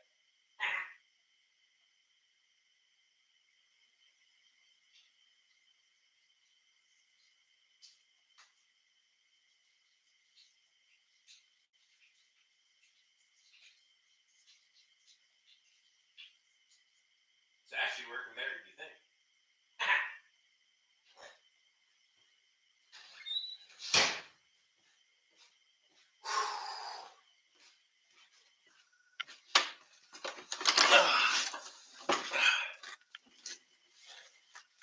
Settling an upside-down foam cup is fun. Then using a stick or a long object, light it on fire. Why wouldn't you just put the cigarette on top? You got to use the cigarette. Luke Strasser's out. He only had just the $10 cash, so he was kind of fucked. Yeah, he started the pump and does the cool walk into the station to pay while it fills, but the gas was $3.50 a gallon. It was already $15. I don't fuck. Shut it off at... Oh, fuck, I'm already over. Holy shit.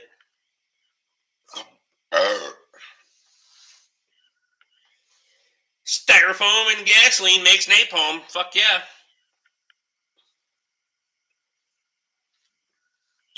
Niece was by the other day to groom the wife's schnauzer. Went done, borrowed the clippers and buzzed my head. Number 2 garden done. There you go.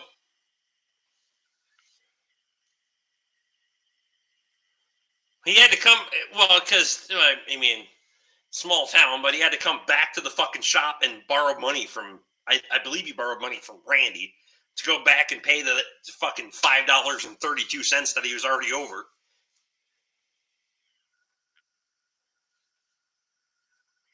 If you're going to use a torch and oxygen acetylene, that's what garbage bags are for. My uncle, you did that at the campfire. It'll knock you on your fucking ass, too. Had a friend tell me about a coworker who bought a galvanized cattle water tank. He managed to get it full of gas. Don't know where. Use the gas and return the tank to the store.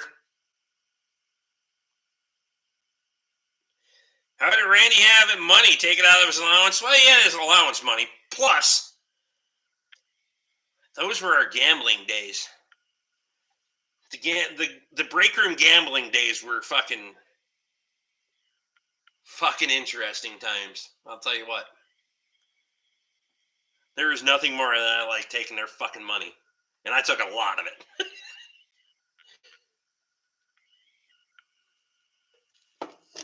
No, somebody did that. Garbage bags are not for indoors. Kids did that up by Duluth. Blew the fucking doors and everything right out of the fucking garage. Oxyacetylene in a balloon is fun. They're fun in a latex glove, too. Plus, you can't clean up the latex like you can a balloon.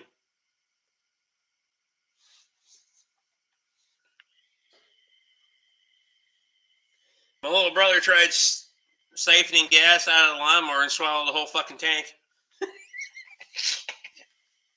Well, there ain't much in there, so. I forgot about that, Rick. That was a long time ago. Yep.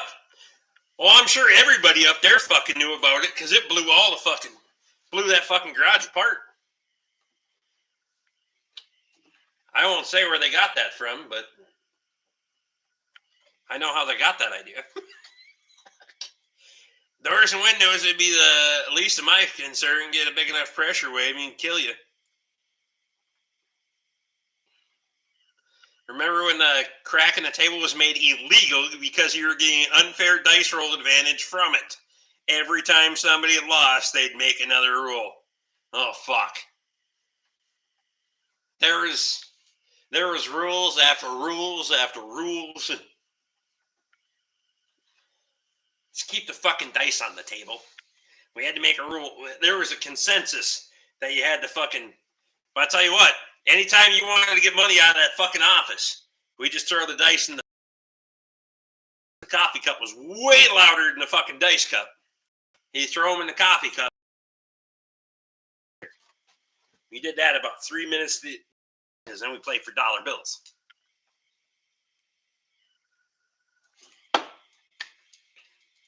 You remember the $100 round squatch?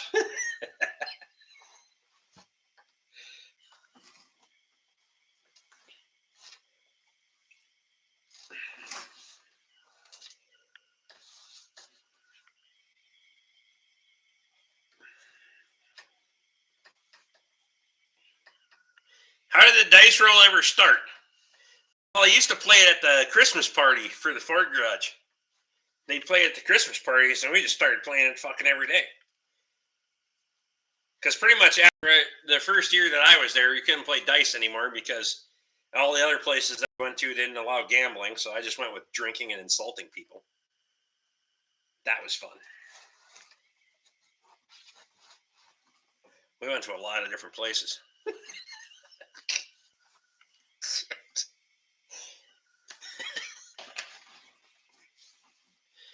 Beyond the press from Finland did an acetylene weather balloon. Fireball was very bright.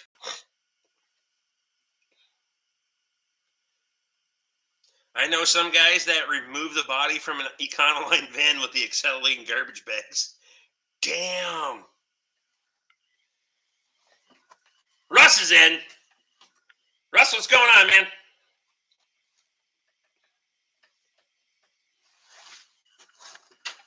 The only dice rule I had was if the dice fell on the floor, the roller got nut slapped. We disqualified your ass. You lost your turn.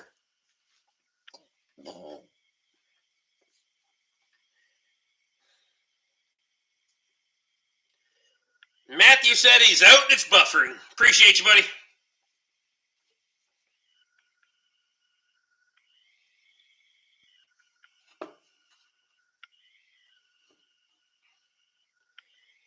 I remember the waitress.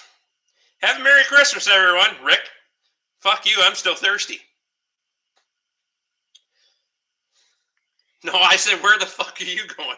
I need another beer. That's what I said. That's where the fuck are you going? I need another beer. I did get my beer, though. That did happen.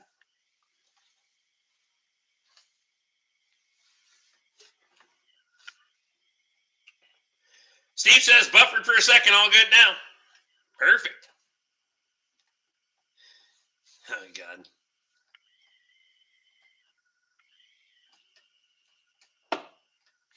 Scott, you remember when we went to Hanging Horn?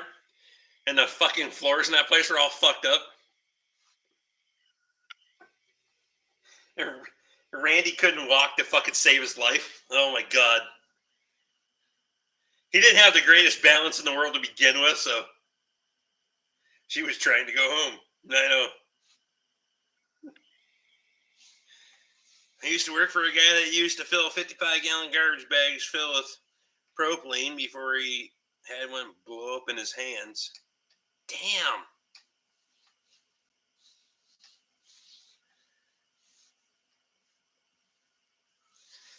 It was last seen flying through the air in many pieces. That's a fucking Tannerite. Tannerite and microwaves will do.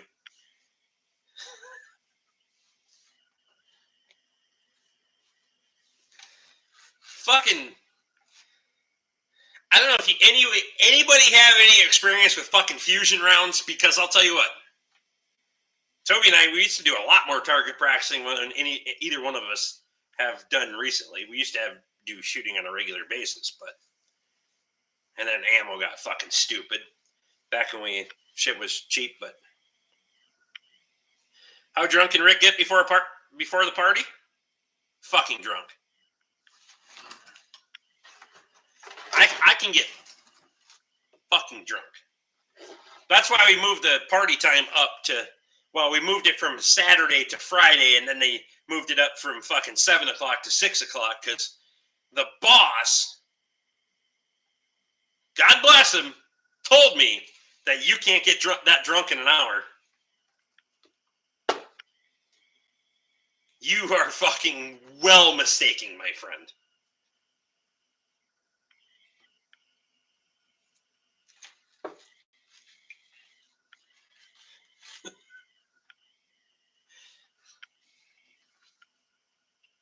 Rick, you remember us trying to blow up the dryer with the Tannerite, and all it did was make the door close itself? That drum was built well. That was a fuck of a dryer. I remember we were fucking 30 feet from that fucking microwave, though.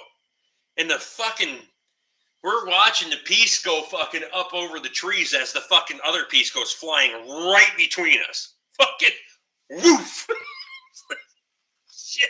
We're like, hey, look at that.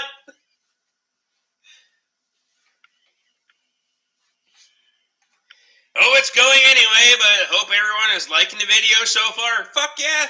Keep cranking them out. Give her the shit. We all started somewhere doing this YouTube thing. Fuck. You guys, I like that. Those short videos. Fuck, yeah, that's what you guys are doing today. Fuck yeah. That's why I try to do something for everybody. Video shorts or whatever. You get something for everybody.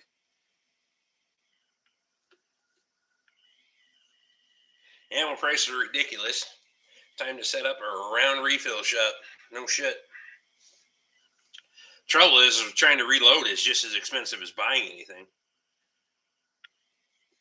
We used to go to the cabin and shoot so often that there was a fucking line cut through the swamp from the fucking ammunition that went downrange. That is absolutely fact.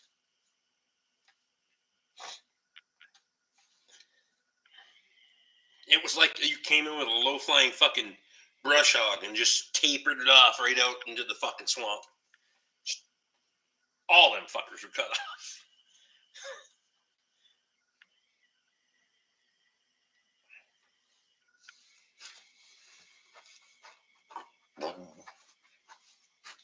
And believe it or not, we got the fucking cops called on us while we were at the cabin. That's the day I learned those fusion rounds. My 308 hit like 12 inches low at 20 yards. Well low.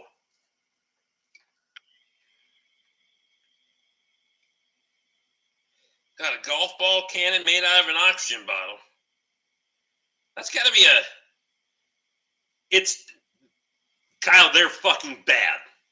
Fusion rounds are fucking trash. It was so bad. I think that's how we ended up with the fucking...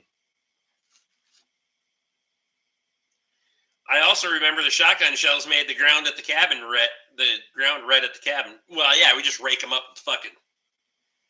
So you can buy the 100 pack of fucking 2 3/4 inch fucking number 8 shot for $15 or whatever it was. Oh fuck, you're loading 25 at a hit. Fucking with the Vepr.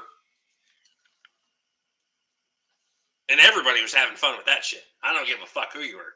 If you can't have fun with that Vepr and a 25 round drum mag on it, you can fuck right off.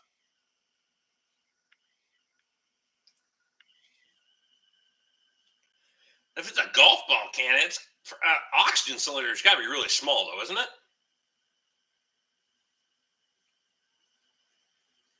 A little bit of CO2 and not powder, or what? For fuck's sake, they don't have fuck all for a powder charge in them. I can tell you that right now. That was horrible.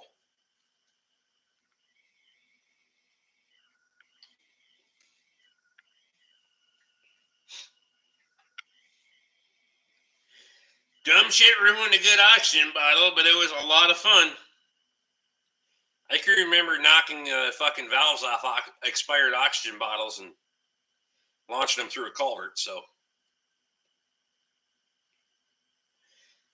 I couldn't believe I was missing at 20 yards until I realized it was just shooting the base of the dryer. Good group, though. My golf ball cannon uses 1F powder, black powder. Why are we shooting fucking golf balls? We should be shooting bowling balls. Should bring up my 224 Valkyrie and my 338 Lapua. We could have some fun. Especially once the fucking snowmobile trail isn't busy. You got line of sight when you go to the cabin. Especially now. How far the fucking snow pulled everything down? Fuck. Shit, before you had 2 miles clear line of sight. They used to launch oxygen tanks at the beach, watch the skip out across the water for a good ways. Yeah, you can... You know, you get 4,800 PSI in a fucking oxygen tank. That bitch will fly.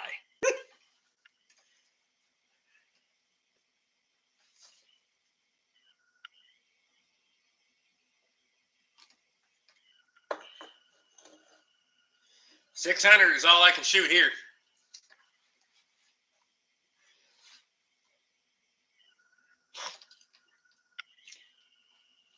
The only problem I got is if we're gonna shoot that far, you gotta remember it's gonna be 40 fucking minutes to go check the target. You're gonna have an hour and a half into going to check the target and coming back. But from Toby's been to my cabin, clear line of sight to the north, you can shoot a long motherfucking ways. A long ways. Oh, scan tool's updated. We used to make Polish cans out of beer cans that shot tennis balls with lighter fluid.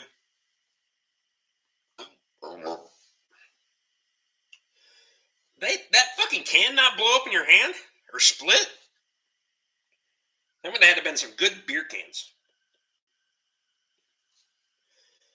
Seen videos of guys launching bowling balls with black powder. Be careful what you wish for. They used to bump fire their AR so well that people thought it was an auto sear in it. But it's been so long now that I'm probably a little rusty at it. That's true. Used to cut the end off aluminum arrows, fill with powder or 12 gauge primer, pressed right in. Just watch they didn't come back at you. You ever shoot an arrow out of a fucking 410? Because I'll tell you right now, you take a good fucking aluminum arrow, you can shoot that bitch out of a 410. You would be fucking impressed what that arrow will go through.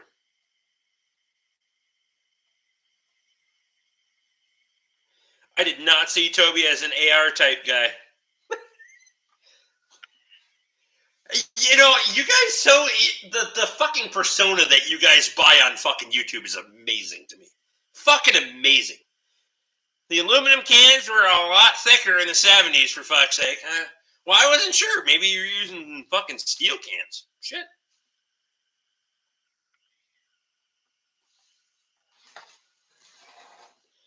I also learned that the cheap Palmetto Armory AR uppers don't handle bump firing so well because they're so overgassed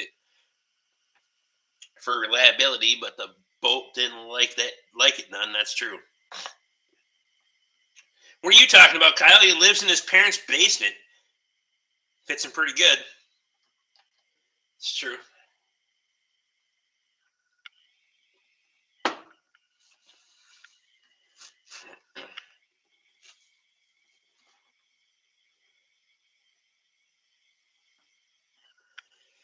Just need an adjustable gas block to fix that. Squatch says I got ARs that we don't talk about. Toby also has fucking, and Toby also has AR snob. Potato guns replaced the Polish cannons. They were made out of PVC. Perfect.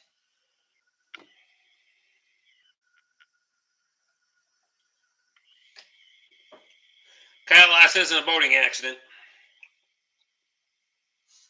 I don't have any either.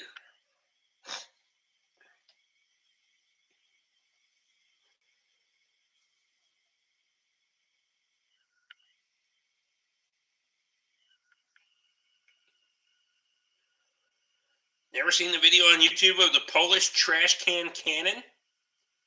I can't say that I have. How the fuck did you figure out you could fire an arrow out of a 410? Oh, come on. Really? We really have to go down that? That's why I don't talk about them. It's still too painful. You can't tell me nobody else has shot a fucking arrow out of a 410 before. Come on. Any fucking day of the week. Strip the fletching off. Unload the shot from the 410 shell. Fucking arrow slides right into the fucking shell. It's way better if you got a break action, because then you can just make a mesh. Fucking mint. Don't know how to do you bump fire an air wrench. If it fits, it chips. That's right. I can tell you right now, take any compound bow you want, and fire a fucking arrow at a target, and then fire that bitch out of a fucking 410. You got at least 5 times the fucking penetration. I most live in my missus' basement. It's quiet down there. Occasionally her dog will sneak down to hide with me. Perfect.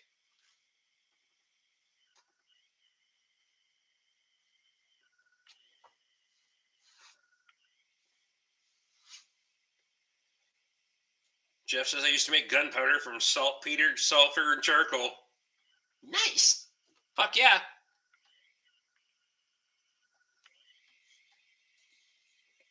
Why not? Just get rid of shit.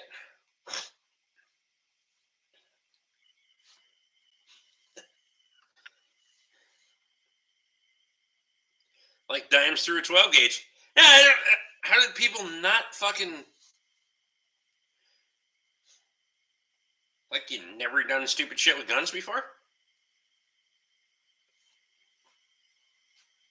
That's my basement 2 hours back. Why, I'm insulating the garage. There you go. Used to buy sulfur and saltpeter from the local drugstore.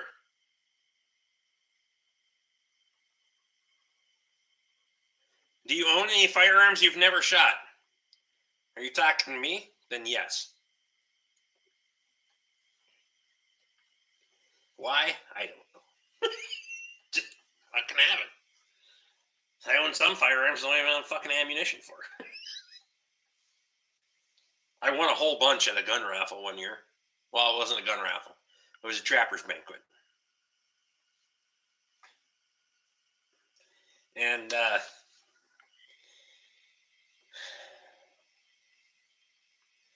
I figure it was one of those hold my beer moments. The smallest type gun I fired is a 20 gauge.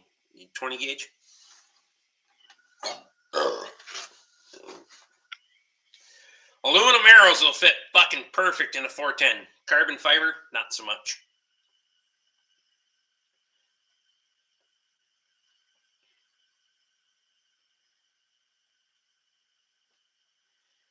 Toby says, hell, I got some I haven't built yet. Just as I do. I got a set of pre-64 Winchester Model 12 skeet guns with solid ribs in 20, 28, 16, and 12. Damn. Got a 375 Ruger rifle I've been wanting to shoot, but never have. 3 years later, here we are. There you go. Carbon fiber can't take the pressures. That's right. Shatter. It just splinters it. It's my 10 gauge. Got it as a yard sale shot it once, and it is back in the cabinet for who knows how long. Well,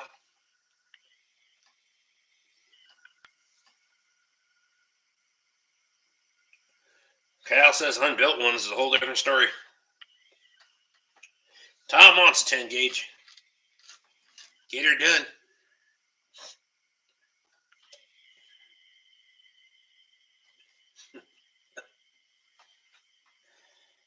Oh, God.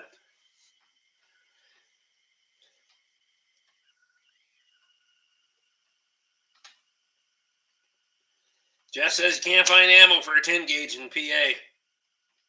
Can you order it online and just get it shipped to a gun broker or no? Bud says he lost all his boomsticks fishing.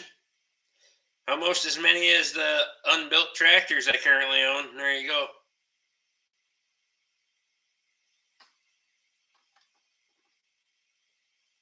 Except YouTube ain't going to pay you very well for building them. I bought one of my friend's son a handgun for his birthday. He was only 5 days old at the time. Can't start young kids with guns too soon. He hasn't shot it yet, though. Probably this year. There you go. I went crazy when parts used to be cheap.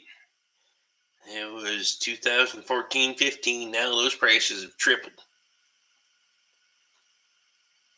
My grandfather's model 1897 16 gauge built it in 99 with a Damascus barrel and never killed any of us. Yes, it can be purchased online if you want to pay postage and hazmat costs. Fuck. During the Trump slump, as they called it, I bought cheap and stacked deep. There you go. Can't find 410 ammo anywhere except for a few slugs here and there. And it's fucking expensive if you can find it. You can't afford to shoot a 410 anymore. It is the most expensive fucking shotgun rounds I've seen in ever. Unless you get into the specialty shit. Somebody might have some armor-piercing incendiary rounds. Just saying. We might have some. 40 years ago, I handed a new semi-auto that took 4-inch mag shells, but at $575 was way out of my means.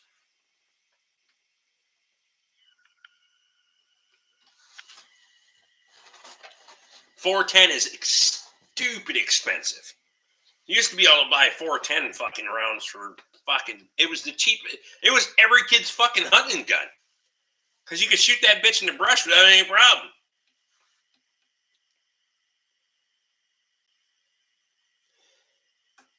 Is butt shot and treats butt shot shells.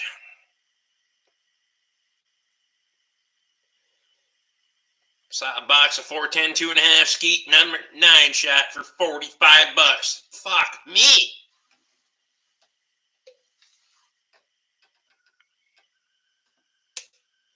.410 was the best varmint gun. Can't use them on rats now. Too stupid. Unfortunately, I know Brent had a box he didn't have a gun for anymore. I have it now. Haven't used any yet. There you go.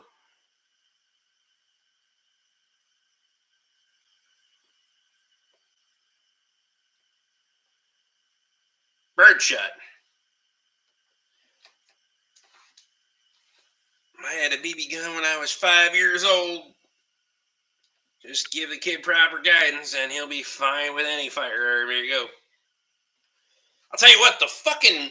You used to get 22 birdshot for getting rid of the fucking birds in the pole barn and shit, because 22 birdshots. Perfect for that shit. Fuck, it's like $2.50 a fucking round now. They sell them in a 5-pack. You can't even get them in a fucking 50-pack anymore. You get 5 fucking... I was like, what the fuck? Is $15 for 5 of them? Are you fucking kidding me? Let's just say I know a guy that bought a second safe just for ammo and can't fill his ammo in it, but I don't remember what his name is, though.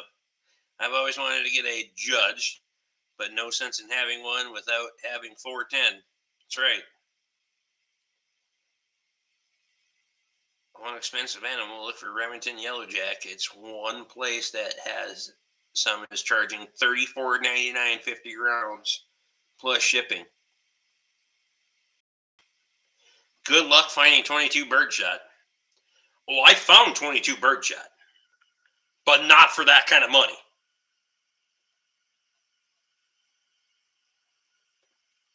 Seriously, the most fun I ever had shooting was with Rick's old semi-auto 22 into old pumpkins until he fouled the barrel with too much lead. And it was well in the hundreds of rounds.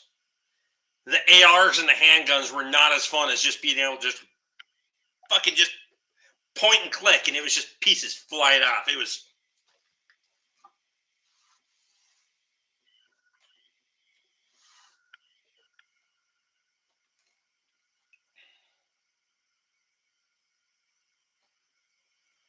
I can still find 50 rounds of 22 birdshot for me for $10. Alex, you buy every one of them motherfuckers you can for $10, and I will buy it from you when you come to Workfest. You get 50 round boxes of that shit for fucking $10, I will buy all of them. Every fucking one of them. You used to buy 22 long rifle Stinger hollow points for 99 cents in Brainerd. Yeah, I know it. We can still get boatload 22 birdshot here, cheap. Gotta go to those backwoods gun stores. They usually sell them cheap. Not around here. Plop, plop, plop, plop, just as fast as you can pull the trigger. I know it. And just little bits of pumpkin flying off. It was great. Squatch, you remember running pumpkins over with the fucking escort?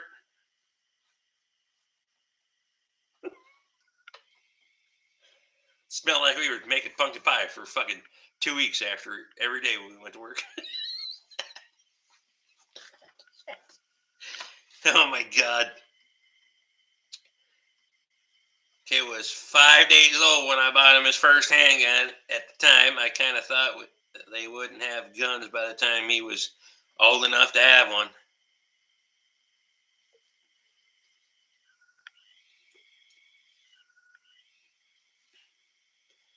Remington 22 are the dirtiest ammo I ever shot.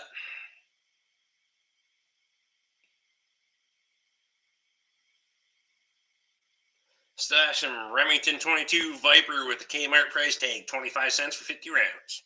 My brother-in-law in Shakopee has a suppressed 22 AR with a red dot reticle. All you hear is the click of the trigger.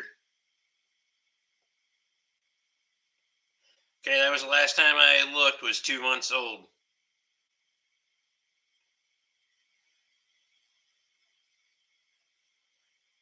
I'm out. Have a good night, everyone. Well, I appreciate you.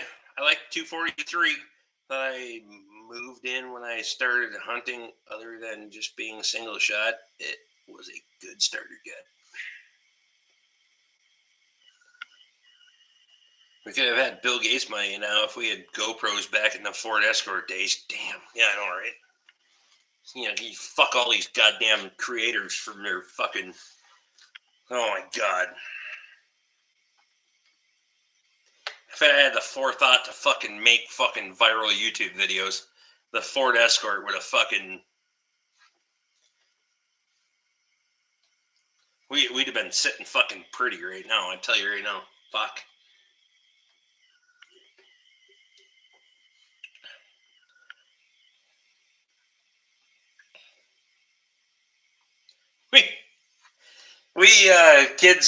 My kids had fucking pumpkins for the holidays. And it was, I'm well into deer season. And I got my now ex-wife to go set those bastards out in the road when I came home from work. And we just fucking, everything that fucking Escort had, we ran over that entire pile of fucking pumpkins. 60, 70 miles an hour. And that shit was fucking, it was in the exhaust, in the engine compartment. It was fucking everywhere. But every fucking morning, it smelled like fucking making fucking pumpkin pie and pumpkin bars every day going to work for like 2 weeks. Then it got a little too burnt and kind of nauseous, but it was fine. Oh.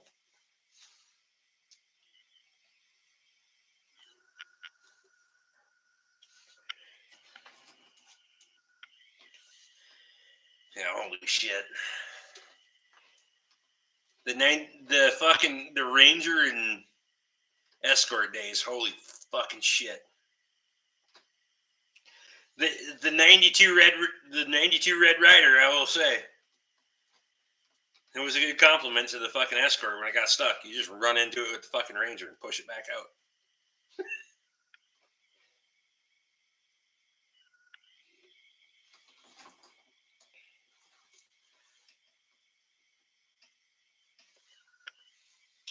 We get to work and have to go straight over to the store first because the car made us hungry. And that was when we just park on fucking on the snowbank. Launch it. I'm just saying, if you like the 243 round, it's the same brass as the 308, just neck down. So if you don't want a bolt action, you could build a 243 AR. Sound of an AK is nice. You know, the AK is okay. I'm just gonna say it's a little brash and obnoxious for me, but that's coming from me. Whatever. Ed loves his 243 for coyotes. J-Dub's in. Escort. Paying by the night. I thought at any given point my fucking 89 Escort could give up. Guy we used to work with built an AR-10 and 6.5 Creedmoor. It's a sweet rifle, but the ammo is well, yeah, it's obscene money. 6.5's not that bad, though. Buck around. I can buy it for a buck around, but I'm not giving up those kind of tax. Right now, prices. Because my wife shoots a 6.5 Creedmoor, but it's a bolt action.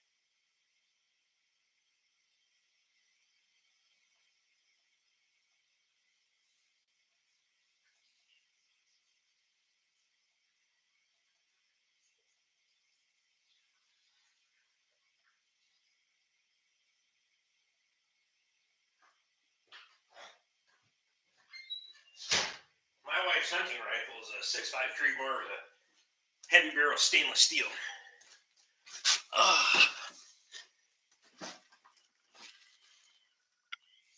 There may or may not be a 6.5 Creedmoor AR-10 here. Perfect. Buddy owns a diesel truck shop. Builds ARs for relaxation. Builds ARs for relaxation. He loves the 6.5 Creedmoor. Oh. The 6.5 is a fucking great round, I will say. It's the flattest shooting motherfucker. That's why the military uses a lot of 6.5 for sniper training. Because it's way fucking cheaper than using a 50 cal. And the trajectory is goddamn near as flat. Look it up.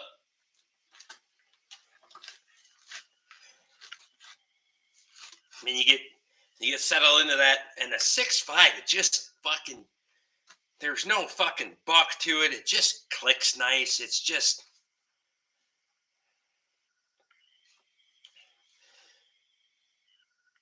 Kyle wants to do a 7mm 08. So if you don't peg me for an AR guy, then what do you expect me to shoot? Luke said one time that he pegged me for a revolver guy, and he was shocked that I ran a 911 and Glocks.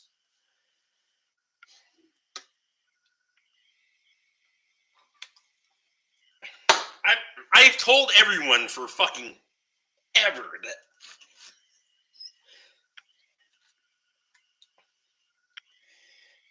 I don't know. You just guys don't fucking believe me or what?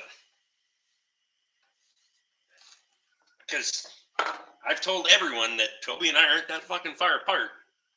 More alike than you think. Nobody seems to fucking believe me. Shit.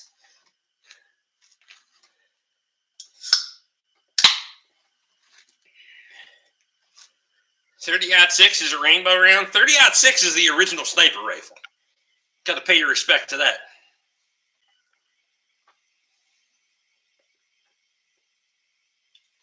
A lot of shit got done with a .30-06.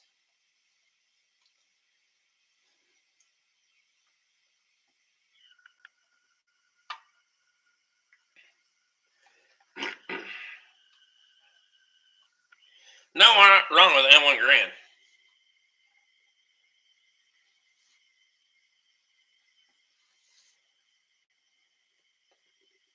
I'm just that good at keeping up my squeaky clean 253 image online, LOL.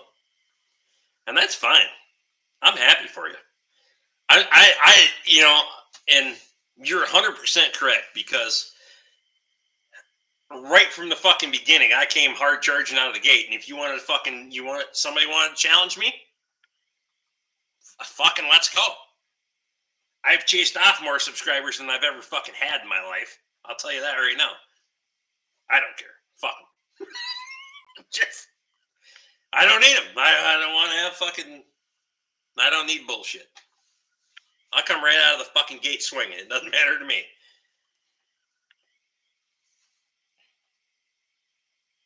Toby's seen me in a few altercations when I was at the shop too. Not just with coworkers. You remember the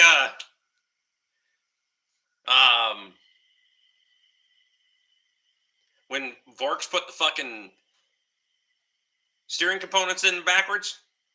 That was a shit show. M14 is better.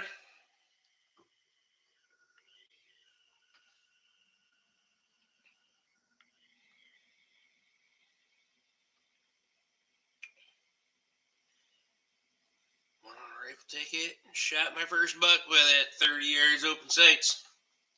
You know, let's put a scope on an M8 Deuce and created the first 50 caliber sniper rifle. There you go.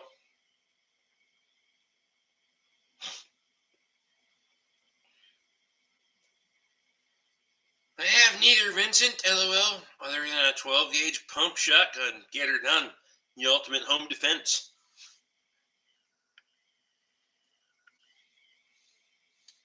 Mine, you just don't have to pump. It's fine. 15 or 25 round repeater, just depends on which one you want. I do have a 5 round short stack if you don't want to fucking really fuck up somebody's day, but I mean, why would you fuck around with a 5-round short stack and a fucking semi-automatic AR platform 12 gauge? And I do understand the AR platform rifles, but until you shoot an AR platform shotgun, it's anymore, especially with a red dot on it. Basically, if you're within the reticle, you're gonna kill it.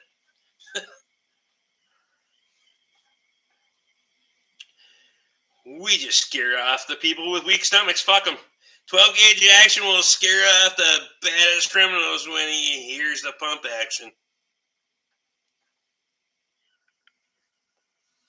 The funny part is if you rack that fucking Vepr, it's way louder than fucking jacking one in with a fucking pump on a Remington any day of the week.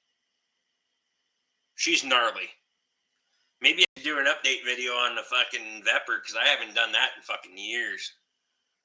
I'd put that out there in a video short.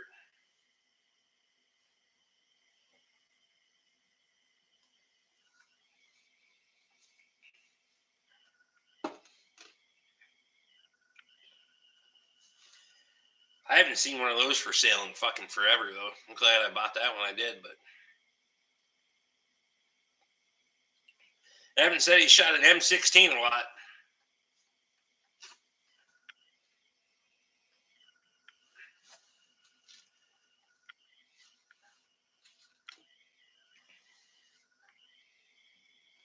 Rack anything and scare the piss out of an intruder. Do you like my 870 Express with a 16-inch barrel?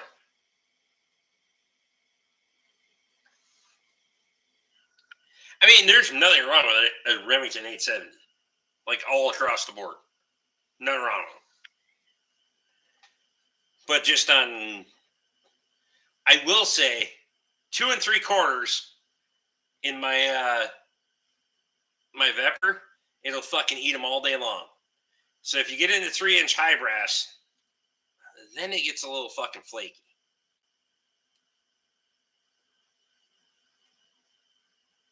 I think Kyle probably pegged me for being a flintlock guy. That's funny as fuck. He's a... Yeah.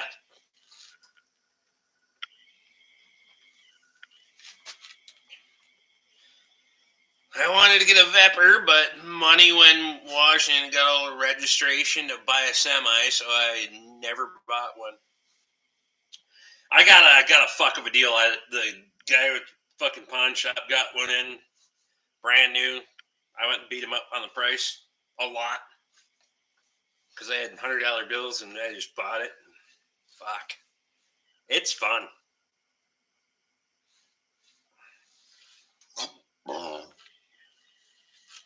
What's scary? A guy come down the stairs in his underwear with a pistol or a 12 gauge. I mean, I'd break into his house if he had a 12 gauge, but wouldn't begin with it. Anyway, well.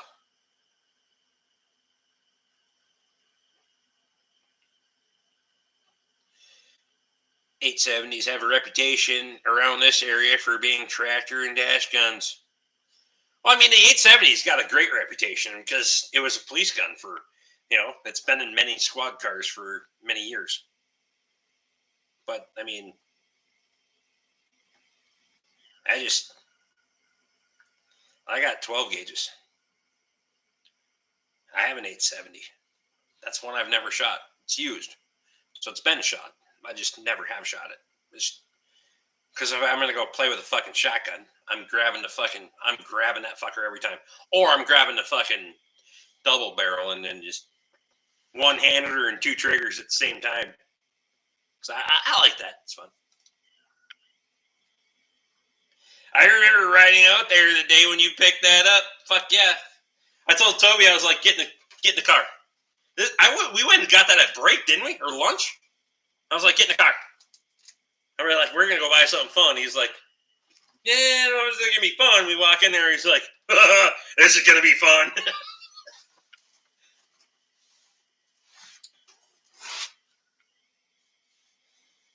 Heck, here for one of my Vietnam M14s, I got him one for birthday. Should have seen the smile. Fuck yeah, that's awesome, man.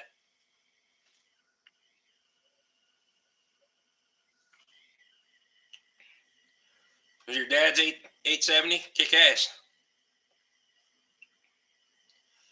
Got old police 870 from over 20 years ago from Roseville City Police Department. Buddy and I both picked up. There you go. Want a double barrel shotgun. Haven't seen one pop up yet. The only time the double barrel's fun is if you're willing to pull both triggers at the same time. Lunchtime gun buying.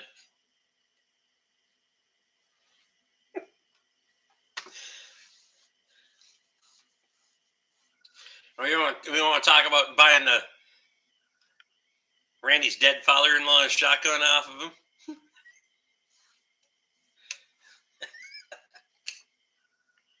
Maybe did we already tell the shotgun story? Did we tell the shotgun story? I think we did. It's kind of triggering me. Over under or side by side? Mine is side by side. Steven Savage. And she's 3-inch. So you can fire some high brass in that. And I'm willing to tangle with that bitch with one hand, but it's fun. It gets rowdy. I tell that story. I don't remember it.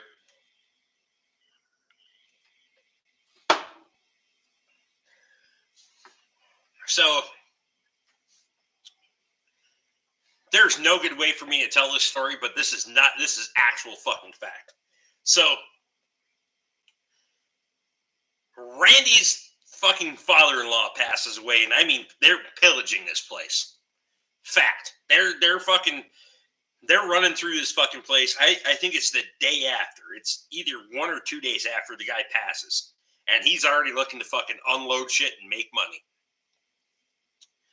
Comes in with a shotgun, and it's a I believe it's a Remington. I can't say for sure. It's all engraved. It's got fucking, and it's all for skeet shooting.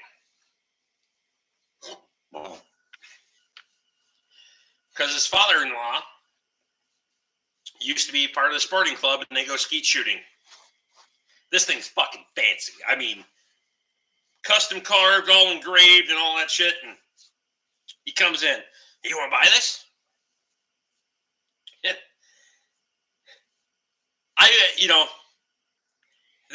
There was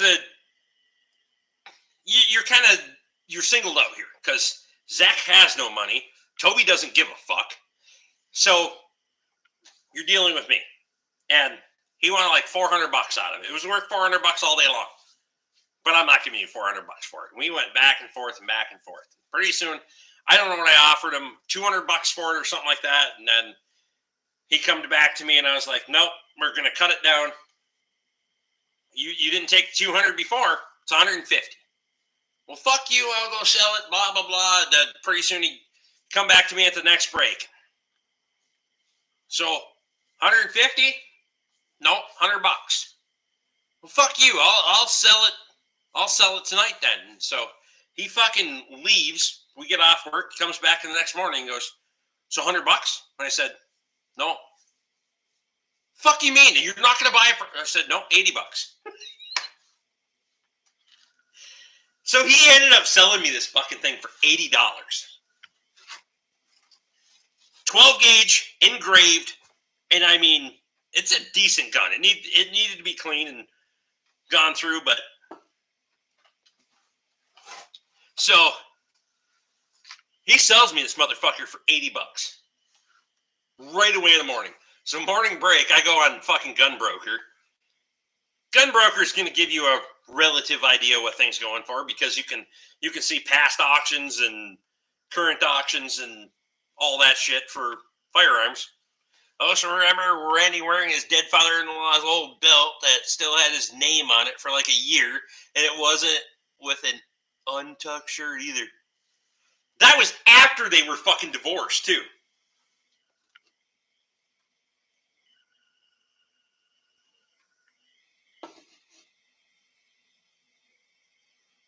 I'll give you $100 for it, Kyle.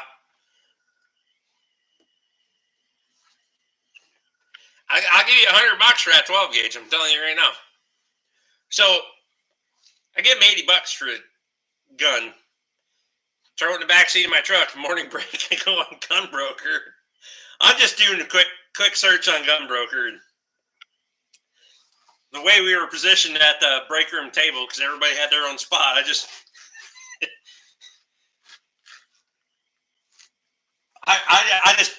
turned the computer over to Toby, and he just looks at me and goes, "Holy fucking shit." So then Randy's like, What? And I was like, nothing. We put this thing off until like afternoon break. And then I cut him the news that this thing's worth like $3,000. in bad shape. It's on average worth $3,000 with all the engraving and shit on it, because there was like 50 of these fucking things made for these hunting clubs, and they did them as an exclusive line, and it was, oh my God. I still got the motherfucker, though.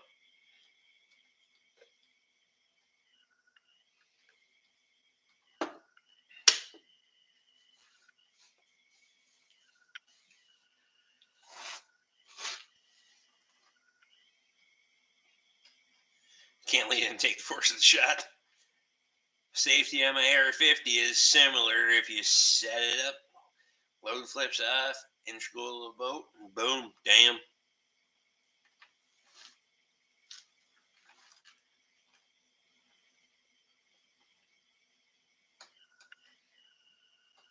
I bet it's worth more than that now. I'll take you 5 t-shirts for that gun. Farming with Treasures is in. Appreciate you. And then you stole it from him, and you were the bad guy for it. I know it. Oh, fuck. Yeah, you want to talk about stealing something from somebody. Holy shit. Randy getting mad at me for fucking driving to his house and asking him if he was going to buy the fucking year-old carryover. Nope, not going to buy it.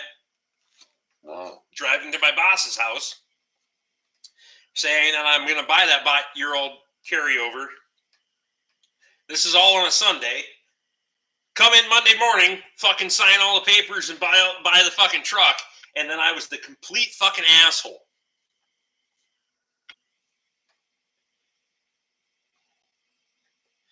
Rick paid. That's not theft.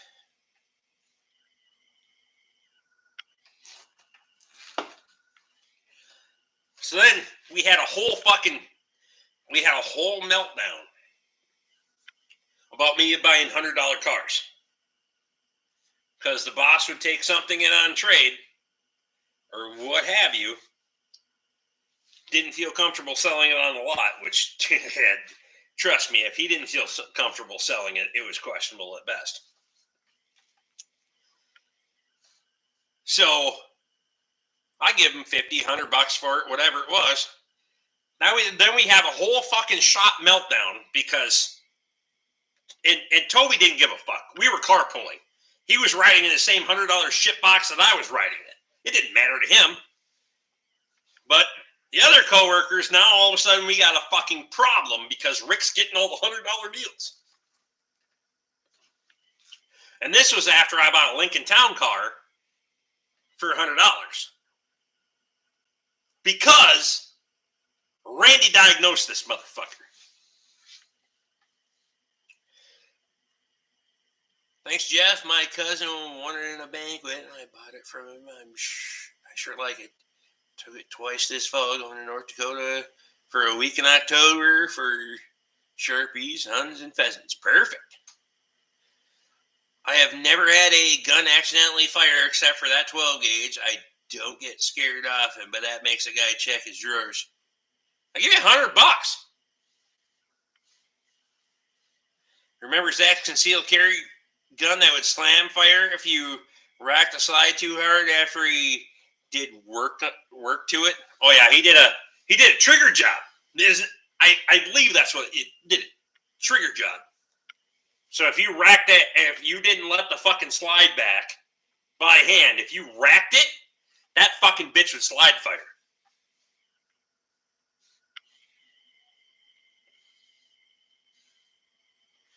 And this kid's out there carrying around a Walmart. I don't, right? Fuck Walmart. Just saying. I don't go to Walmart. Surprised me after that, leave the safety off, and you only closed the boat when ready to go. Fuck.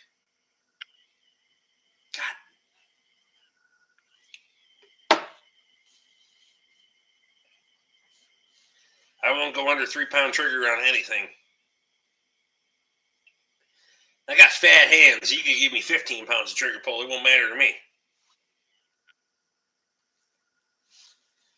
Bought a D100 Versto for $1,000. 3 months later, the wife comes to my work and says, "You have to sell it back to me because it's worth a lot more."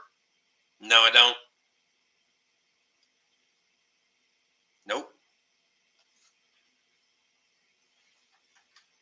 Glock carry pistol. They put competition ultra light trigger in for some fucking reason. That's exactly what you want when the adrenaline is pumping. Yeah, I know, right? Fuck. Competition triggers one thing. Chances are you're picking it off a bench. It's in front of you because your hands are here and you go and fire. A fucking holster all the time.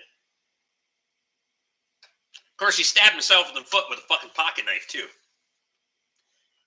Fucking absolutely true story.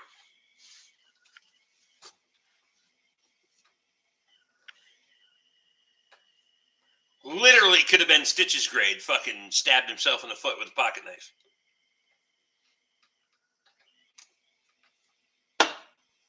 Squatch may or may not remember this. You can't make this shit up either.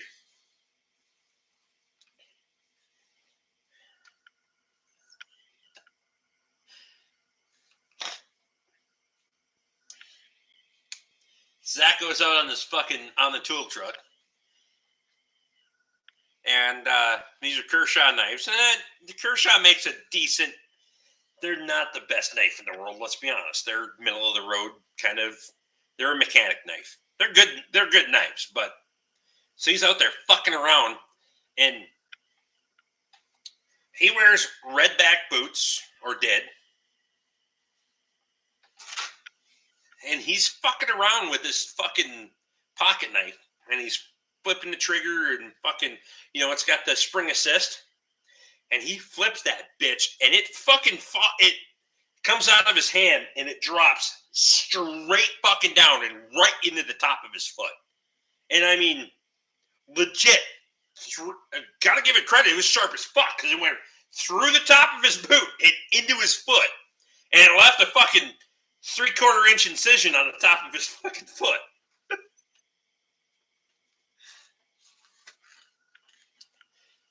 What most criminals don't realize is that any Walmart is within 3 minutes response time from any robbery call.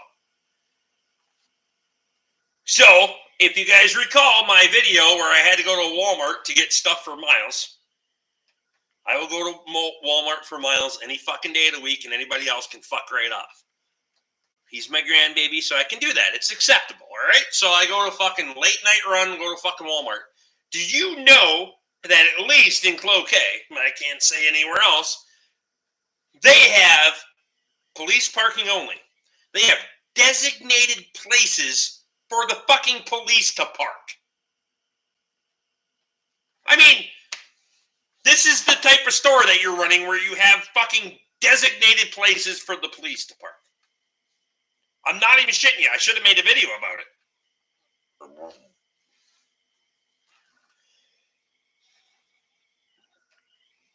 Sounds like the elevator doesn't make it out of the basement.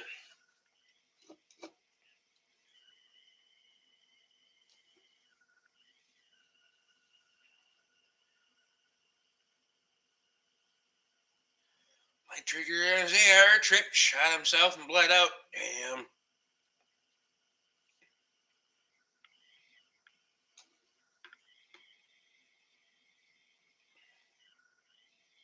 Jeff says we don't have that police parking at our Wally Worlds in PA.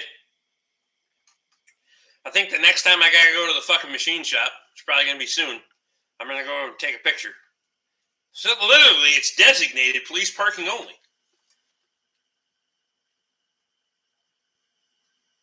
Bloomington police have 2 camping trailers in the Walmart here.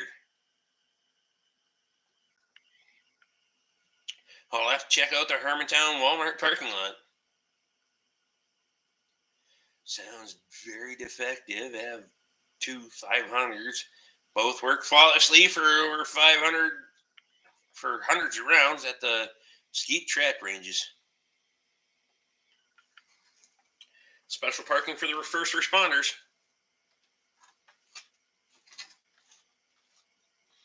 Time that Zach came over and we shot pistols at my 16-inch gun. Bear in mind, this is his carry gun, and at 15 yards, he hit more trees than steel. 16-inch fucking steel gong at 15 yards. And he shot everything but. I wouldn't know what we have in the parking lot of Walmart. I'm not happy to know about it, by the way, but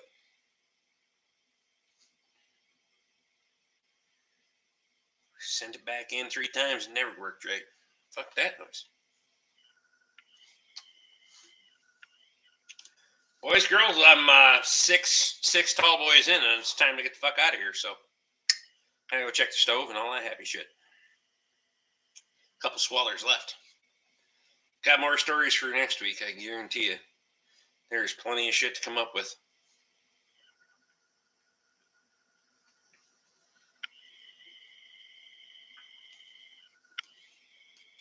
Plus, I need some new shop tools tomorrow, so road trip in the morning.